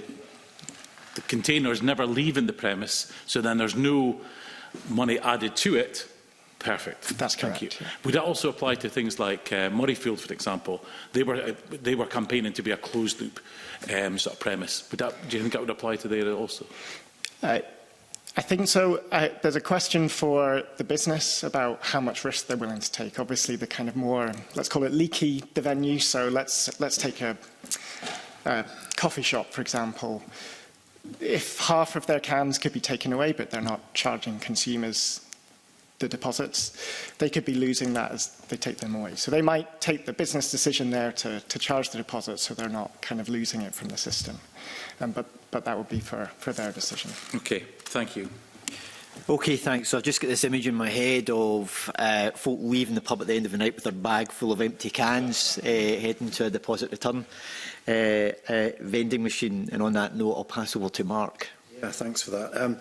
So can I come back to the issue of glass then and the exclusion of glass from the scheme? I'm interested in how that affects the overall economics of the DRS scheme.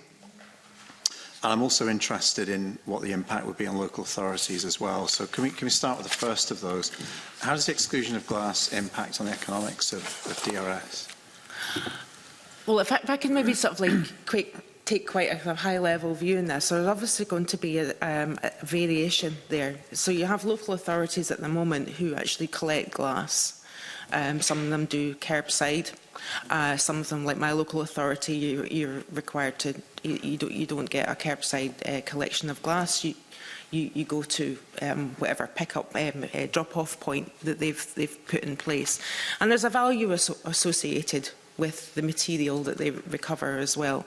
So I think that, there may be local authorities that don't do any recycling of glass. But so I think the economics point will be variable around Scotland. In terms of the actual material difference, I'll hand to Hayden. Obviously, it was, and it's important to say, it was our intention to have glass in the scheme. One of the aspects of this that was convincing for me was the amount of broken glass that you'll have in our town centres and our streets and in our beaches. And if there was a value associated with taking that glass bottle back, you would be less likely to see. So from my perspective, in the original regulations, I felt that that was a strong case as well, the safety element as well as the economic argument. Obviously, the most important thing for us is the recycling rates. You know, it will be economical, and I'll hand to Hayden to take you through that. But the biggest saving is the materials associated with the recovery of the plastics and the aluminium associated with a deposit return. Mm-hmm. And that is a larger saving for society and indeed for our local authorities in terms of their clean-up operations. You know, I mean, will we see a situation in a few years' time where we're all going, politicians, we all go on the beach cleans, where we're not seeing these drinks containers on our beaches anymore? And so that's having a material impact on the amount of litter and the amount of clean-up that local authorities are charged with doing as well. But can I pass to Hayden? Can I just pick up then just on the council issue? Because my understanding is that with the inclusion of glass and DRS, that would have meant that many councils would be able to effectively wind down or reduce their curbside recycling operations. They'd actually save money as a result. I mean, are you expecting any changes in the way that councils now will have to continue to maintain glass recycling at a cost to them because they don't make profit out of it as a result of glass not being included? So I'm just interested in where that cost comes. Does it now come to local authorities, or does EPR kick in? Local authorities get money for now running these schemes, because effectively they are now still having to collect and deal with a very bulky, expensive, difficult to handle material. So I'm glad you mentioned EPR. Obviously, we're going to be talking about that later in this session, but glass is included in the EPR. The extended producer responsibility. So the polluter pays principle will apply to glass. DRS will work alongside EPR in that respect. So EPR, which we'll go on to talk about, there will be funds associated with the recovery of materials, packaging materials, that will go to local authorities, with the desirable outcome meaning that local authorities will be paid by the producer for a lot of the recovery that they do, and over time we will have, I hope, a situation where producers will be looking at reducing the amount of packaging that they use so that they don't have to pay these fees. So there'll be less for local authorities to actually recover. Your point's made, and if you wanted the details around the analysis of the cost, I'm sure we could provide that. But the fact that glass is covered in the EPR and not in the DRS, of course, Wales are taking a different view they would like to see. And of course, one of the things, and Mark Ruskell will remember this very well, we looked at schemes across Europe where countries decided to extend their DRS and include glass at a later date. Mm-hmm. At the moment, it's plastic and aluminium. Okay, I think Hayden is going to come in on the economics of excluding glass from it. Yeah, I'll be fairly brief. The net present value for the amended scheme, so without glass, is estimated to be 366 million over 10 years, so still a clear net present value, an economic benefit to the scheme. With glass, there was a higher net present value. That's why that was originally our preferred option. Removal of glass still does leave a significant benefit. On the second question, the cost of glass for local authorities, I think the answer covers it well. I mean, the basic principle is there should be producer responsibility for all of these materials. The default is the material is covered by EPR if it's collected at the curbside. DRS offers producers a way to have a separate system, so it's out of EPR. That's what we now have for metal and plastics. Glass originally would have taken it out of the EPR system and into the DRS system. By taking it out of the DRS, it goes back into EPR, so those costs are still covered. Okay. So will EPR effectively meet the costs that local authorities are having to invest in glass recycling? Will it enable them to expand glass recycling, or is there going to come a point where it can only go so far in terms of dealing with that line of waste? Well, my understanding of EPR in general, the funds available that would be going back to local authorities would allow them to expand their recycling capabilities into a lot of the areas that we discussed when we took forward the Circular Economy Act. Of course, it's not ring-fenced, and it's up for councils to decide how they do that. But we're effectively, by having the producer pays principle, that we're putting funds into local authorities. But the main point of the EPR is to incentivise producers to reduce the amount of packaging they had. I think we're going to see massive innovations because of EPR in terms of packaging in general. So I think it's a question for individual councils to decide what they do with glass beyond this, and how they respond to the twin opportunities of DRS and the fact that they will no longer be dealing with the volume of plastics and cans that they were, but also what they're going to do about glass versus, or in addition to, the other things they want to do in order to expand their waste recovery and their reuse and their remake and their circular economy objectives more widely. Mm-hmm. Okay, and I think you mentioned earlier on about the kind of environmental outcomes as well, and the increased emissions that would result by not including glass within the system. So I don't need to sort of dwell on that too much, but can I sort of go back to the point about Wales. So Wales obviously is going ahead with including glass. I think you've said already that that's because primarily they have a very high recycling rate and they see this as a way to really drive that to the next level. But could I ask you about how that Welsh scheme would be interoperable with the scheme that Scotland will now be part of? Is there discussions around how that interoperability might work? And are there, discussions around the UKEMA implications of regulations in Wales as well, which was also very, pertinent to discussions we were having here a year, 2 years ago. Yeah. Can Wales actually go ahead with this? Will it work with the scheme that you are now signed up to, Cabinet Secretary? So I have regular discussions with my counterpart, Hugh Davis, the Deputy First Minister of Wales around this, and he is very determined that Wales will have a scheme that includes glass, so has opted out, as you rightly put it, of the DRS regulations that we're putting forward as the three remaining nations in that. That's obviously, I don't want to speak for him, but he hoped that he would get an Internal Market Act exemption to be able to do that in the same way that Scotland does. So obviously, my officials have been working with Welsh officials on to how we thought we could do that in order to assist them.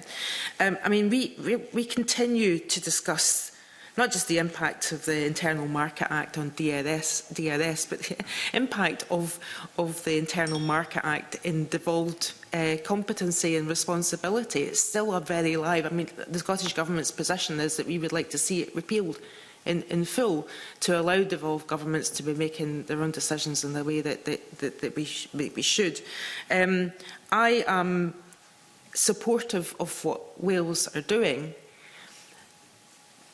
and it's up for them to decide how they do it. They are still in negotiation with the UK government around that, and looking to how any scheme that they come up with will be interoperable with the rest of the UK. So that's for them to decide, and they'll be given the space to do that. And obviously, if they are granted an Internal Market Act exemption, it would be somewhat bittersweet for yourself, for the government, I think, as well here. But if they are, does that then provide a route to come back at some point and include glass within a UK/Scottish scheme?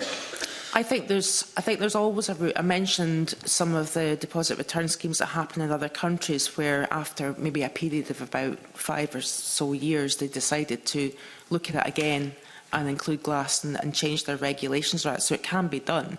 At the time of the regulations, I remember the Cabinet Secretary at the time saying there's obviously a cost associated with that, because what you've got is you've got the scheme set up to take the materials that you've set it up originally. So you've got the reverse vending machines, etc., etc. You've got everything we've been talking about today. So that's one of the reasons that we wanted to put glass in, because if you start with glass, then there's a less of a cost associated with changing the scope later on.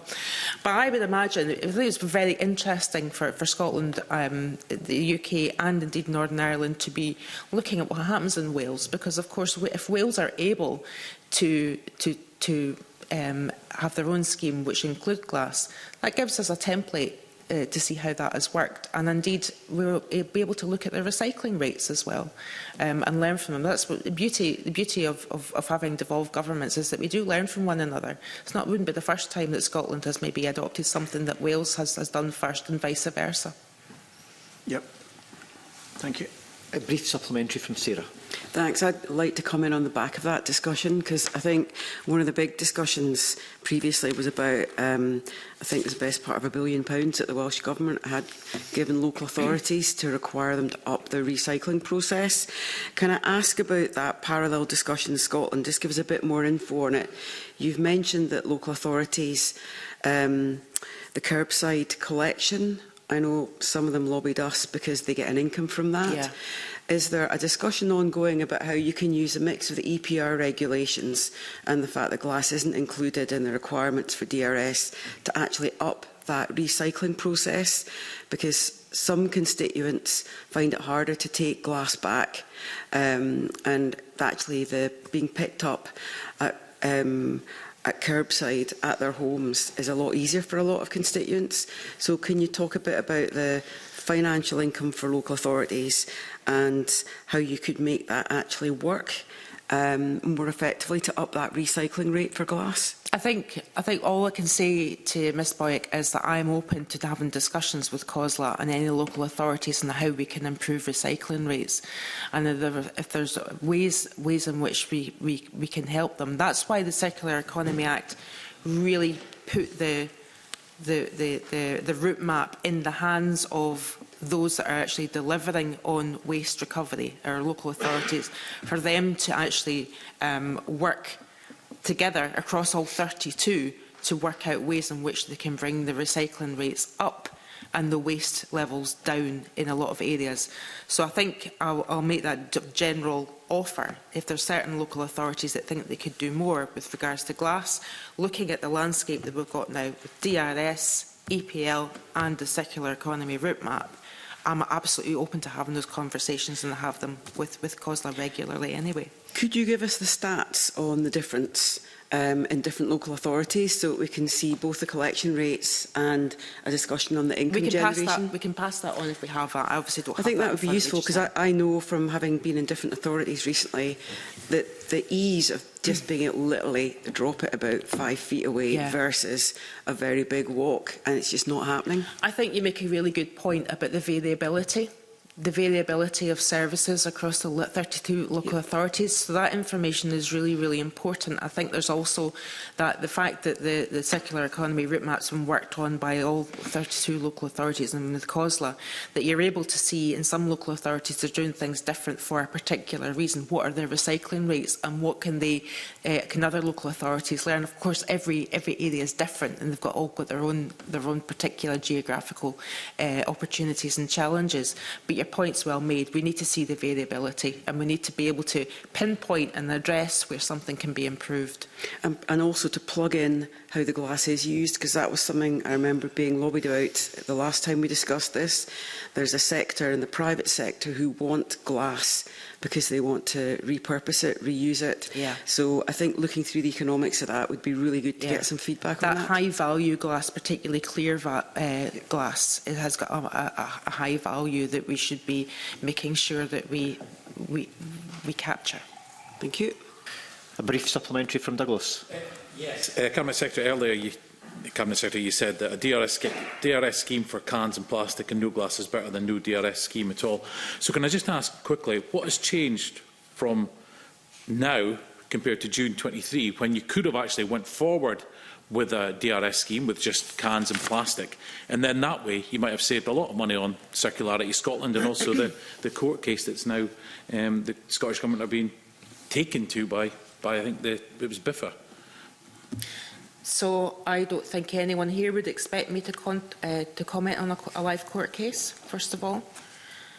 The deposit return scheme that we wanted to have in place included glass. What happened with regards to not getting the UK government of the time not giving us an exclusion to the Internal Market Act in order to facilitate that. So we decided to work with the UK government and the devolved governments in putting forward a scheme that was interoperable and was workable. And that's all I'll say in the matter. But you were given a limited exclusion, which would have meant you could have went forward with a DRS scheme with plastic and cans. So I'm trying to understand what's different now that you're willing to accept that scheme compared to June 23 when you weren't willing to accept that scheme. I would ask members to reflect on the fact that the regulations for DRS included glass were voted on by a majority of the Parliament. So the will of the Parliament was not able to be exercised because there couldn't be an exclusion according to the UK government at the time. What's important now is that we look forward and that we have an operable DRS scheme that will have aluminium cans and plastic bottles not littering our roadsides, have a material value associated with it, which will improve the recycling rates of those materials. Which you could have had June 23. Thanks, Convener. Very brief. I just asked Cabinet Secretary to reflect that perhaps it wasn't just the exclusion of glass that was required through that Internal Market Act exemption. It was an alignment of the deposit value with a scheme in England which didn't exist at the time. Was that not the real reason why it couldn't have gone ahead? It could have gone ahead without glass, but not without an answer to that question. It was an unanswerable question back in June 23. So I'm assuming now there is that certainty about what the deposit level will be in the other schemes which the Scottish scheme would have to align with. The interoperability of the schemes in Scotland, England and Northern Ireland is the way forward, and everything will be put in place by the scheme administrator rather, that is actually going to be the same scheme administrator across those three nations. But Mark Ruskell makes a point about another challenge at the time. Yep. Thanks. Bob. Convener, I think maybe I should be asking questions about whether the scheme will recycle brass necks, which I think we saw in this committee just recently. But I do want to ask about the scheme administrator. So the scheme administrator is going for Scotland, England and Northern Ireland.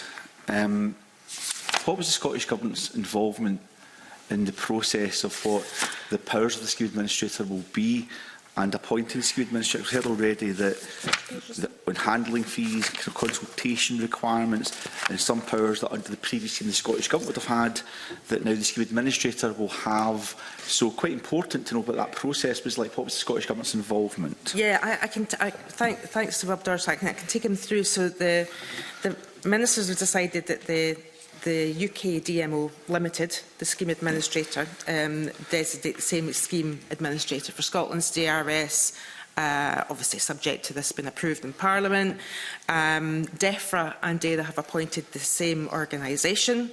They are obviously responsible for the operational design and delivery of the scheme. The interested parties were invited to submit applications to be designated as a scheme administrator for DRS in Scotland, and that window was open from the 2nd of December to the 3rd of February. And then the application process requested essential information about the applicant, operational plan, financial management, cross-cutting issues, and the officials assessed the application in accordance with the three-nation process. So all three nations were involved in the process of deciding on which applicant became the scheme administrator. So it has, on the basis of the assessment that's been made of the applicants, ministers from across three nations concluded that the UK DMO Limited's application was successful. Okay, so at an official level, Scottish officials, government officials were working with other government officials elsewhere in the UK. I assume those officials must have been updating government ministers periodically, and you were content that that was a robust, transparent process where the Scottish Government's views were heard within that? Absolutely, and of course before the scheme administrator could actually be appointed, that I was required to accept the recommendations and approve the scheme administrator, as was Northern Ireland and DERA. Okay, so a decision was made that it would be a single body. I know the Scottish Government could have decided to have a DMO for Scotland, but then it had to have dovetailed nicely with England and Northern Ireland, so the one scheme administrator was the decision. Are there any implications that have to work through in relation to that? So, for example, and this may not be the case, rurality is a significant impact within Scotland. We've heard that from some of the questions already in deposit return. Local authorities' voices in Scotland can be projected very strongly to the heart of Scottish Government, maybe more challenging at a UK level. Perhaps our island communities, for example, may have a certain impact in relation to how the scheme operates. So how can we be sure that not having an administrator specific for Scotland will make sure all those voices are heard at the heart of the UK scheme? So I'll maybe bring Giles in, because he's been very close to the appointment of the board. But in terms of the duties upon the scheme administrator to do that, they have to produce an operational plan. So that operational plan will take into account the rurality of Scotland and the different geographical challenges and opportunities for all three nations. In particular, for Scotland, obviously we have got particular issues in terms of making sure that what's rolled out is fair and equitable to rural and island communities as well. But can I bring Giles in, who can give you more detail on that? Thank you, Mr Doris. So officials from the Scottish Government were involved with colleagues from the UK Government and Northern Irish Administration in developing the assessment process. And we were each contributing questions for the applicant that mattered to each administration. So we were careful to include questions to the applicant about how they plan to make sure that rural and island areas are going to be well served by return points. So that information was included in their application to ministers.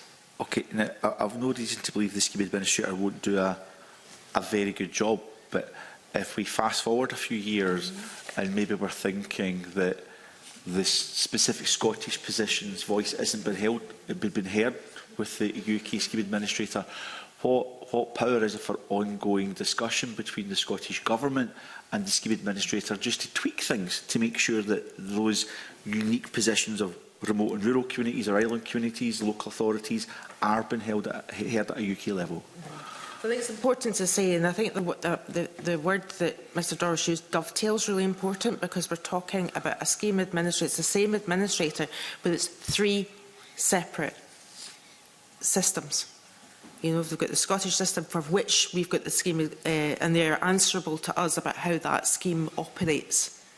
So if we feel that there are certain, as you say, tweaks that need to be made, then we have got that discussion that we can have with the scheme operator in Scotland. It's still a Scottish system. Okay. It's a Scottish system that links in with the English system in terms of interoperability and the Northern Irish system as well. But we're talking about three, but the same company is the scheme administrator for all. So it's not as if they are it's a UK system. It's three separate systems. I think that's helpful just to remind us of. Final question, Convener, and I think we've heard this already in questioning, but the opposite put it on the record again just now.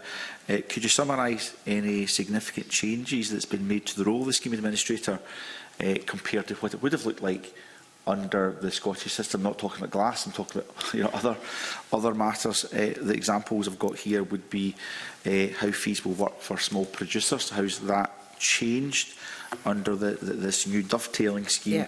And maybe deposit levels as well, the process around setting those. What are those differences? So I think if I point to some of the things that have been put in place which I think actually strengthen these regulations, is that the ability of the scheme administrator for people to request a review on the decisions, as Ailsa pointed out.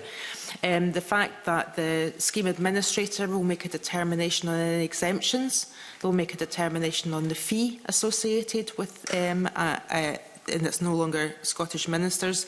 Exemptions from operating a return point is in the gift of the scheme administrator as well. So they're probably the headline items that are different. Okay, thank you. No further questions? That's my questions finished. Okay, Douglas, did you have a supplementary question about the deposit? So we've heard that the deposit level, we don't know what that's going to be yet, but I do believe it could be different deposits for different sizes of containers. Is that right, Cabinet Secretary? Yeah. And I had one other question about the system administrator. Will they be subject to freedom of information? That is something. They're not a public body, so they're actually a private company. So there'll be no special status for them? No, they're not a public body. Okay, thank you. Okay, thanks. Sarah. Thanks, Convener. Just want to come in about how you're monitoring milestones, when they're going to be met, and to what extent that's going to be publicly reported to meet the deadline of October 27, and kind of also feeding in what local authorities need to do to make sure this is going to happen on time. Yeah, so the delivery milestones, I mean, obviously the 1st of October 2027 is the date that this should be operational. Once I'm hopeful that Parliament will agree to these regulations. So it's now it will be that the scheme administrator will be in place. Obviously, we will be, all three nations involved in this, will be checking in with the scheme administrator on the milestones to ensure that they are ready to deliver on this by the 1st of October. And as it goes live, we will obviously be monitoring the success of it. And indeed, I think it's going to be very interesting to look at, and I mentioned this earlier on, to look at our recycling rates and our recovery rates of certain materials in Scotland once this is operational. Because it's very important that the DRS is not a scheme that's there to collect money. The DRS is a scheme that's there to improve the recovery of materials and to have an improved circular economy. Sure, and just to clarify, what's your kind of timescale for publishing regular updates on the milestones? So the scheme administrator has got to provide an operational plan. I mentioned the operational plan. They have to provide an operational plan to SEPA by approval by 31st of March 2026. So I guess that's the first milestone. So just under a year away. And I was going to ask a question about, will voluntary return points be part of that process about feeding in where they are so that people can access them? Yeah, I think that's a very important point. I mean, people have to be able to know in their locality where there is, and that's something that the scheme administrator will be assessing. I think very important is that when you have the initial round of voluntary return points being when the approach comes from vendors to have those points, there will have to be an assessment in any gaps, because that will be important to know, particularly for Scotland, if there's any areas in which there are any gaps for people, because it has to be equitous and people have to have the same accessibility to the scheme as that we would expect. I think that's really important, because certainly last time visited a few of the vending points that had actually been established, so being able to map it so that people can easily access it will be absolutely critical. Yeah, and that was a critical consideration in terms of the process of appointing a scheme administrator. All these questions were put to the applicants as well as to how they would do that. Okay, thank you. Okay, thanks. Well, that concludes the questions from members. Can I move to agenda item 4? Agenda item 4 is a debate on motion S6M 17469, calling for the committee to recommend approval of the Deposit and Return Scheme for Scotland Amendment Regulations 2025. Can I invite the Cabinet Secretary to speak to and move this motion? I'll just move the motion, Convener. Thank you. Can I now invite any committee members to make a contribution? Douglas. Yeah, thanks, Convener. I must admit, at the start of today, I wasn't really planning on making a contribution to the debate side of things, but I think as it's went through this morning, I think there's more and more unknowns to the scheme that I think probably need to be addressed. We've heard that there's been no consultation on the changes for this scheme compared to what the Scottish scheme had previously done, even though we've heard that the changes have been quite considerable.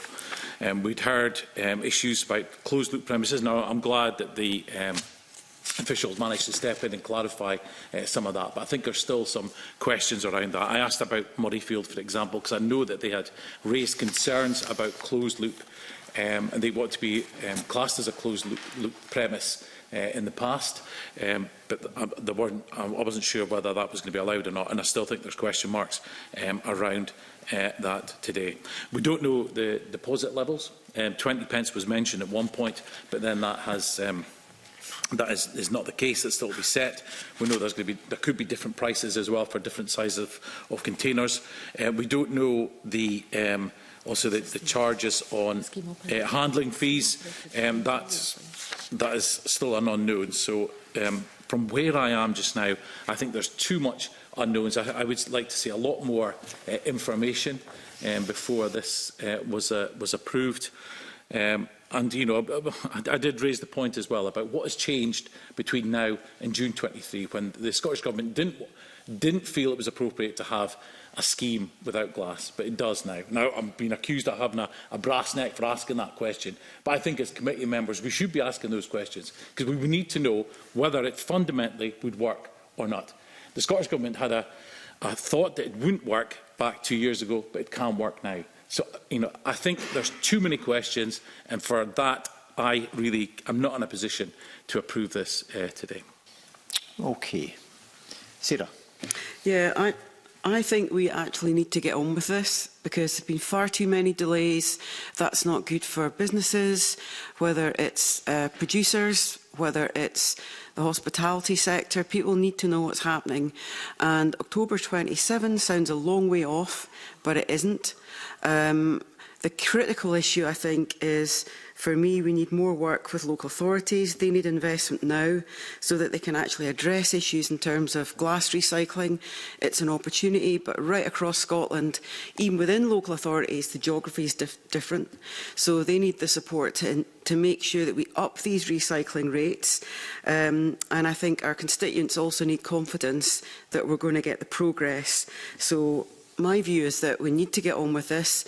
Monitoring rates of recycling is going to be absolutely critical, but so is the progress with implementing this scheme. And I think right across the business sector, people need to have confidence this time round it's going to happen. When investment goes in, it will actually benefit the wider economy, but also critically our environment. So for me, it's a question of getting on with it and making sure that the monitoring approach the Scottish Government has is actually going to be transparent, people can relate to it, and we can see the progress we need, and it's actually going to happen. Thank you, Convener. Okay, thanks, Sarah. Mark. Yeah, we need to get on with it. And we can't let the perfect be the enemy of the good. So, you know, I do think now is the right time to be pushing ahead with the scheme that's in front of us. It is very regrettable it doesn't have glass included in it. I think we've gone through the environmental impacts on that, on our communities, on climate change, and on the economics of the scheme as well. But I think now's the time to move forward with what we have. A solution has been found operating on a three-nation basis. I do think that the Welsh Government has going down the right route here. I think there's a lot of learning that will take place as they look to try and secure their Internal Market Act exemption, and hopefully are successful in rolling out a scheme that includes glass. And I think it will be bittersweet if that is successful and we learn from that and realise that that could have been us back in 2023. There were impossible conditions put on the previous scheme. I think it could have gone ahead without glass a couple of years ago, but there were a lot of other conditions which meant that we just couldn't move forward at that point. But we're losing time. We're in a climate emergency. I see the impact in our communities of litter the whole time. This is really low-hanging fruit. This is the simplest thing we can do as a parliament to really tackle some of these issues. And we should have got on with it years ago, but here's an opportunity today to pick up the reins again and move it forward. So I'm pleased and I'm glad that something is now moving on it, and that's why I'll be voting for it. Okay, thanks, Mark. That concludes contributions from committee members. Can I therefore invite the Cabinet Secretary to sum up and respond to the issues raised in the I just want to respond to the... Douglas Lumsden is not in favour of this, and he's made that quite clear. A lot of the question marks that are surrounding some of his issues, the scheme administrator has the powers to implement all the answers to those questions. And I'll leave it there. Okay, thank you. The question is that motion S6M 17469 in the name of the Acting Cabinet Secretary is approved. Are we all agreed? Yes. So, as we're not agreed, we'll move to a division. Can I ask those who are in favour to show their hands now?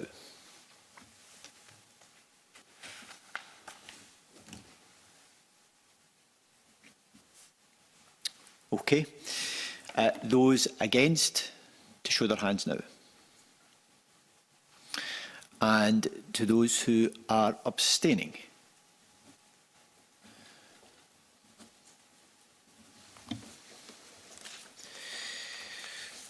So there were 5 votes in favour and 1 abstention. The committee has approved the order.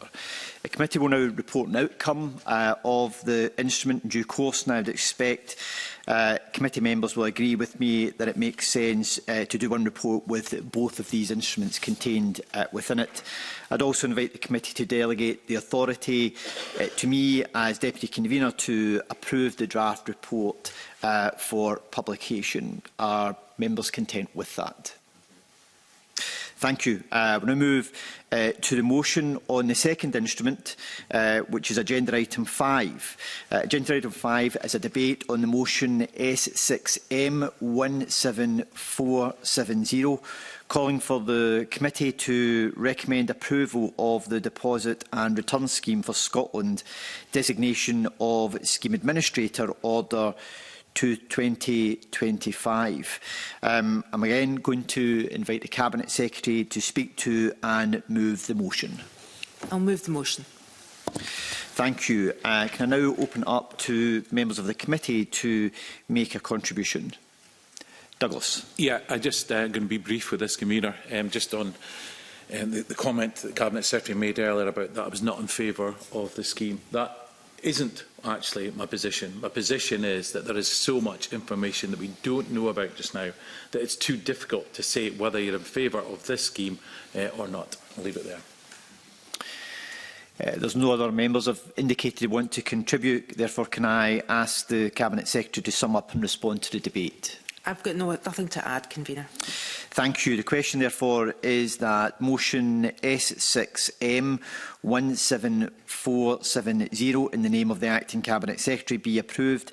Are we all agreed? No. As we're not agreed, we'll move to a vote. Can I ask those who are in favour to show their hands now?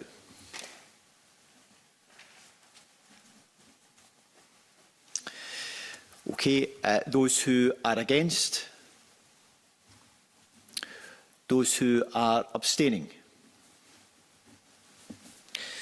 So the results are 5 members in favour and 1 abstention. It's therefore agreed to. Thank you. Can I... the committee will, of course, report on the outcome of this instrument in due course, and I repeat that I propose to wrap consideration of both instruments up into one report. And again, I invite the committee to agree that that's an authority which is delegated to me for the report's publication. Agreed? Cabinet Secretary, can I thank you and your officials, and I'll suspend briefly for a change of witnesses for the next item this morning.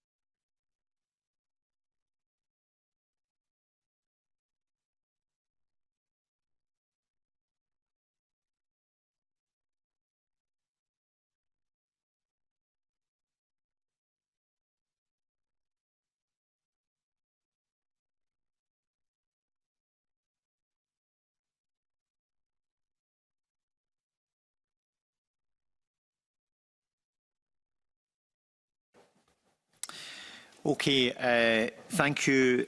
Item 6 is consideration of a further draft statutory instrument, the Environmental Regulation Enforcement Measures Scotland Amendment Order 2025. This instrument is laid under the affirmative procedure, which means it cannot come into force until the Parliament approves it. The Delegated Powers and Law Reform Committee has drawn the instrument to the attention of the Parliament on the general reporting grounds in light of a misplaced footnote and the typographical error in the reference to the title of the principal order. The Acting Cabinet Secretary remains in her place. Her supporting officials for this item are Alex Brown, who is the Packaging Senior Policy Advisor, Ailsa Hina, the Solicitor, and Hayden Thomas, Producer Responsibility Unit Head. Following this evidence session, the committee will be invited to consider a motion recommending that the instrument be approved. I remind everyone that the Scottish Government officials can speak under this item, but not in the debate that follows. And I now invite the Acting Cabinet Secretary to make a short opening statement. Thank you, Convener. This year we'll be commencing the Packaging Extended Producer Responsibility, or EPR scheme.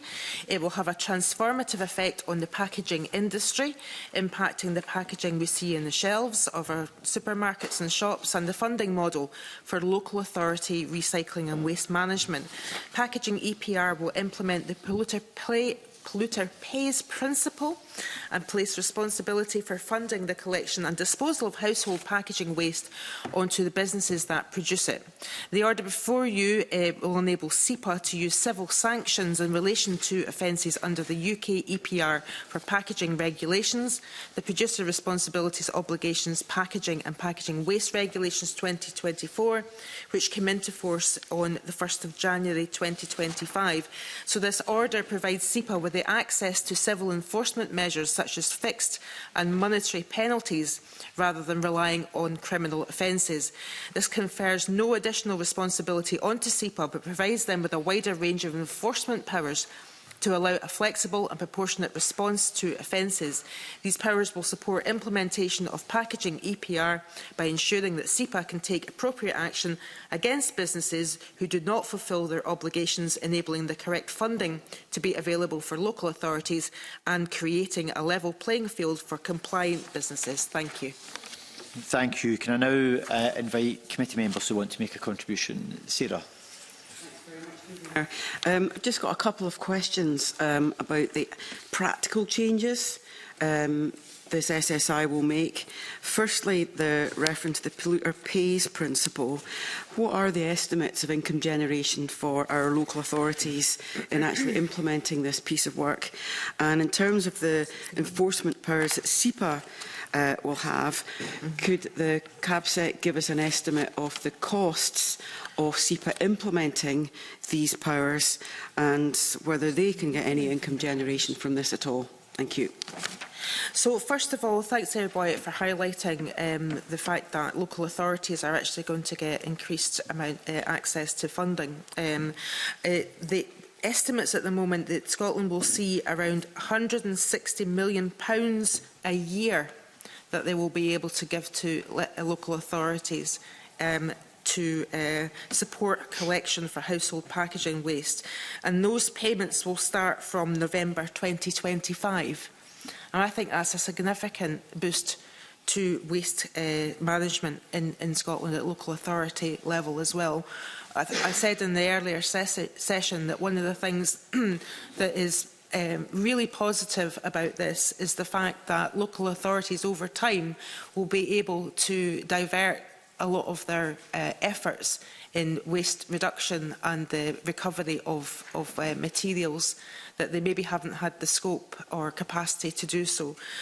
The other aspect, of course, is the change that it will make to the type of packaging that is inevitable from this, that the packaging producers will be innovating in this space, and I'm very hopeful that they will be reducing the amount of packaging associated with the household goods.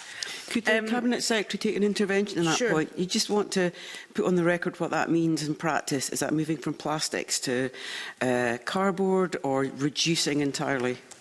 So I think, well, that's It's a really interesting question. I think it's one that, you know, packaging producers at the moment and producers of household goods will be having the conversation about how they can reduce the carbon footprint associated with their packaging.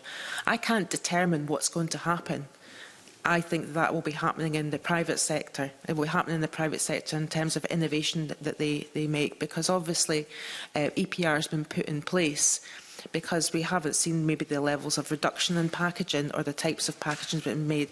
So I think it's a really exciting thing to see. What will our supermarkets look like after 5–10 years of this implementation? Hopefully very different. I think you're already seeing some of the packaging associated with household items changing in anticipation of this. You know, the use of cardboard over plastic, the types of over packaging that we've seen reducing as well. I've certainly seen that in my own experience as a consumer. In terms of SEPA, we're given SEPA powers to impose 3 different civil sanctions. It will not require any increase in capacity with SEPA, because we're just giving them the powers to impose the sanctions. So a fixed monetary penalty set at either £300, £600 or £1,000, depending on the nature of each offence and whether it's been designated as low, medium or high in the order. And a variable monetary penalty, which is the case for offences, is equivalent to the maximum fine which could be imposed upon a summary conviction, which is £10,000. So we are giving SEPA the powers, but we don't see that there's... we don't see from our discussions with SEPA that there will be an increase in capacity required. Certainly they have not made any asks of government in that regard, to my knowledge. Okay, Mark. Just on that last point, I'm struggling to see, given the breadth of different product categories and retailers and everybody that would be involved in this, how SEPA's current capacity is adequate. Because presumably there'd be a need for investigations. So it's not just about issuing a fixed penalty notice. It's about the investigatory work. And I suppose I just kind of thinking about the example of single-use packaging regulations that have come in. I still see polystyrene containers being used by takeaways and other sort of shops and that in my community. Now that I don't think is allowed, but clearly the fact that's still happening suggests to me that there's a bit of a gap in terms of SEPA's research enforcement work. So this is an order of magnitude much bigger than that. This is all product categories. It isn't just polystyrene takeaway containers. It's across huge amount of product categories. So I'm just struggling to understand, Cabinet Secretary, how SEPA, with the capacity they've got at the moment, where it seems that they're not really enforcing as much as they could do, how they're going to now enforce this. Just been reminding my officials that I should have mentioned that the registration fees associated with EPL will actually cover any costs that SEPA has in terms of the investigation and the which may or may not lead to the issuing of these fixed penalty notices. So I should have clarified that actually, of course, there's a cost associated with that, but that will be covered with the registration fees associated with EPL as well. I mean, Scotland's environmental regulator has a number of functions and resource. We've made sure that resource positions them to lead on these new duties that are associated with EPR. As for local authorities, we've just introduced fixed penalty notices for single-use items as well, so that's local authority level as well. So maybe some of the issues that Mark Ruskell mentions about the types of materials that are used for things like takeaway items is really at local authority level rather than SEPA. Now this is for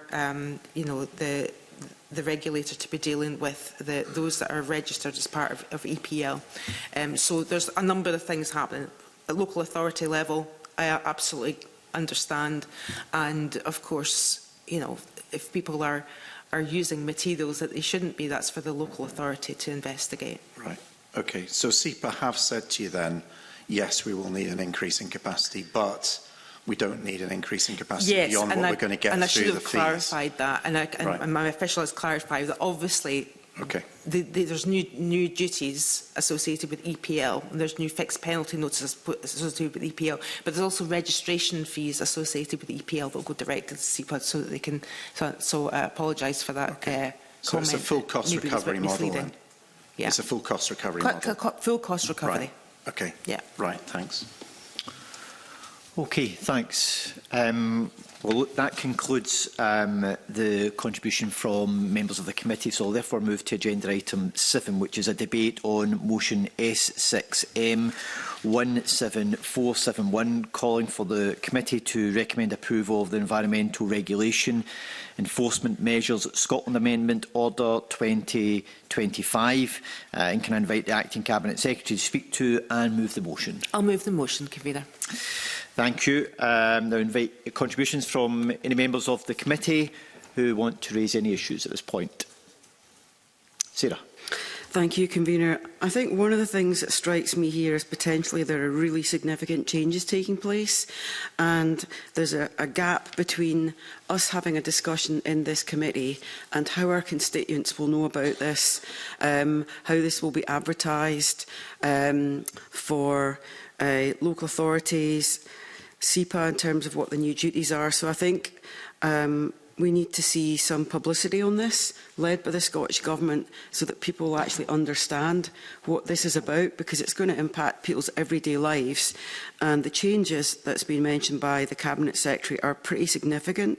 I would also like to see monitoring of the registration fees that SEPA is going to receive, and an analysis about that, so we can see what the practical change is actually happening. And then when we get to the actual delivery of this by SEPA, given that we've not had concerns raised. So I think a lot more publicity and a lot more information would be very much welcome on this issue. Thank you. Okay. Well, no other members have indicated that they want to make a contribution. Can I therefore invite the Cabinet Secretary to sum up and respond to the issues that were raised? Yeah, I'll just briefly respond to Sarah Boyack's, and I absolutely appreciate. I think it's important that the public understand the changes that are taking place in terms of our efforts, our joint efforts to have a polluter pays principle, but also to reduce the amount of packaging associated. I think it's something that really exercises people. The beauty of EPL is that consumers won't have to do anything. This will be happening by the producers themselves, who we hope will be reducing the amount of packaging, and indeed local authorities will get monies associated with dealing with this packaging as well. So it's one of those instruments in which we're not asking necessarily for any behavioural change from consumers, but they will hopefully see a big impact on what they buy in future for their households. And it's one of the things, certainly, we all go into schools in our constituencies, and young people who are concerned about litter and concerned about climate change and our carbon footprint regularly bring up with me about the amount of packaging associated with what they buy in shops and what their families buy in shops. So I'm hopeful that this instrument will see a real change in that over the years to come. Okay, thank you. The question is that motion S6M 17471 in the name of the Acting Cabinet Secretary be approved. Are we all agreed? Yes. We are. Good. Well, the committee will report on the outcome of this instrument in due course, and I invite the committee to delegate authority to me as Deputy Convener to approve a draft of the report for publication. Are members agreed? Thank you. Okay, our eighth item of business this morning is consideration of a negative SSI, the Public Services Vehicles Registration of Local Services Franchise, Transitional Provisions, Scotland Regulation 2025. This is laid under the negative procedure, which means that it will come into force unless the Parliament agrees to a motion to annul it. No motion has been lodged. The Delegated Powers and Law Reform Committee has drawn the instrument to the attention of the Parliament Parliament on the general reporting grounds for a minor drafting error in Regulation 7.1. The reference to paragraphs 2 to 4 should be referenced to paragraphs 2 and 3. Do members have any comments to make on this instrument? Yes, Mark. Yeah, thanks, Convener. Very much welcome that this is being brought forward, I think, as the final statutory instrument in a suite of regulations that are needed to then bring in the franchising. I think that there are a number of questions, though, that arise from this and also previous SIs that need to be answered. I think with the previous one that came to committee, the government made a commitment to get back to the committee with more information around guidance that would be produced. And I don't think the committee has seen that yet. So it would be really useful if we could write back to the government to ask where the guidance is in relation to franchising.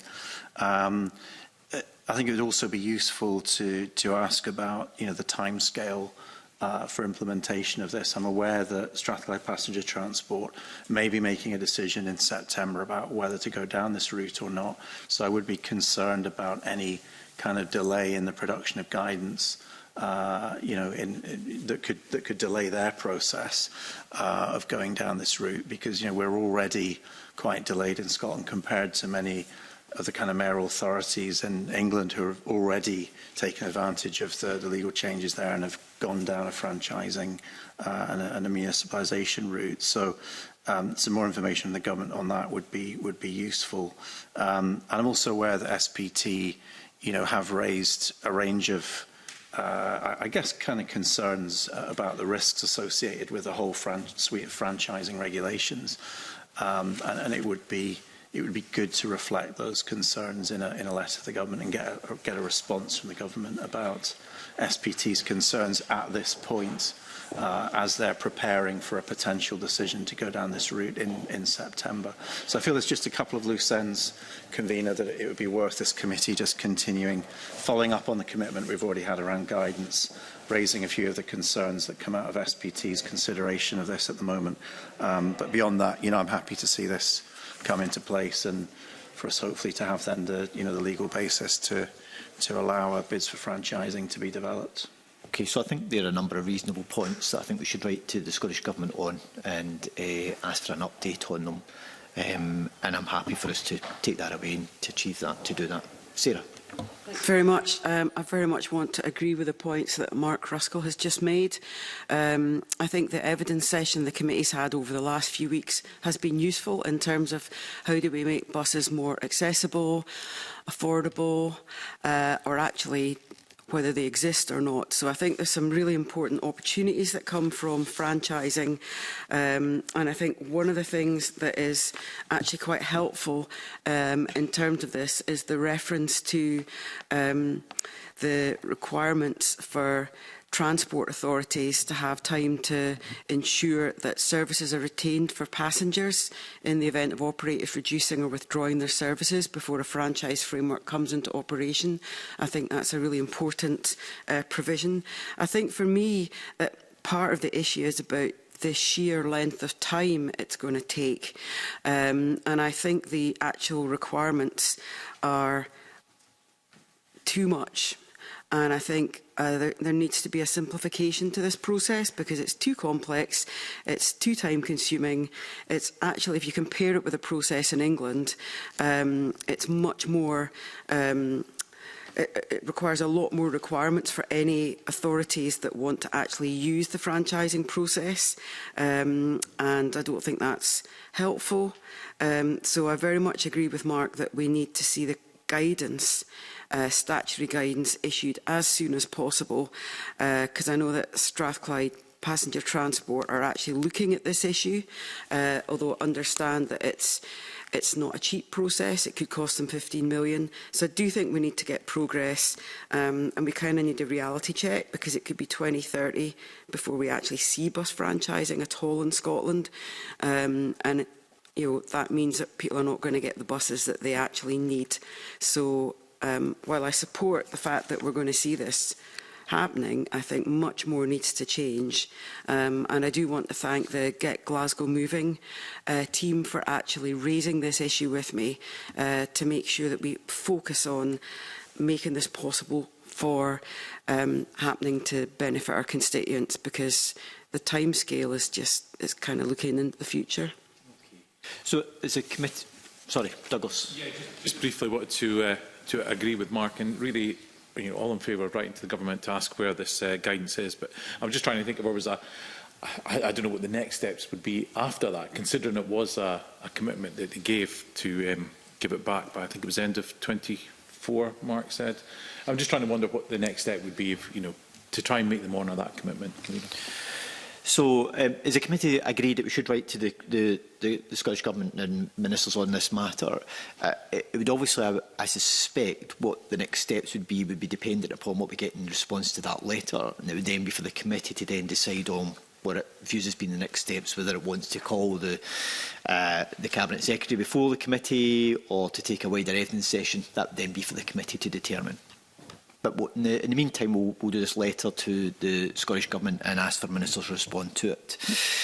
Okay. Can I invite the committee to agree that it does not wish to make any recommendation in relation to this instrument? Are we all agreed? Agreed. Okay. Thank you. We'll now move into private session.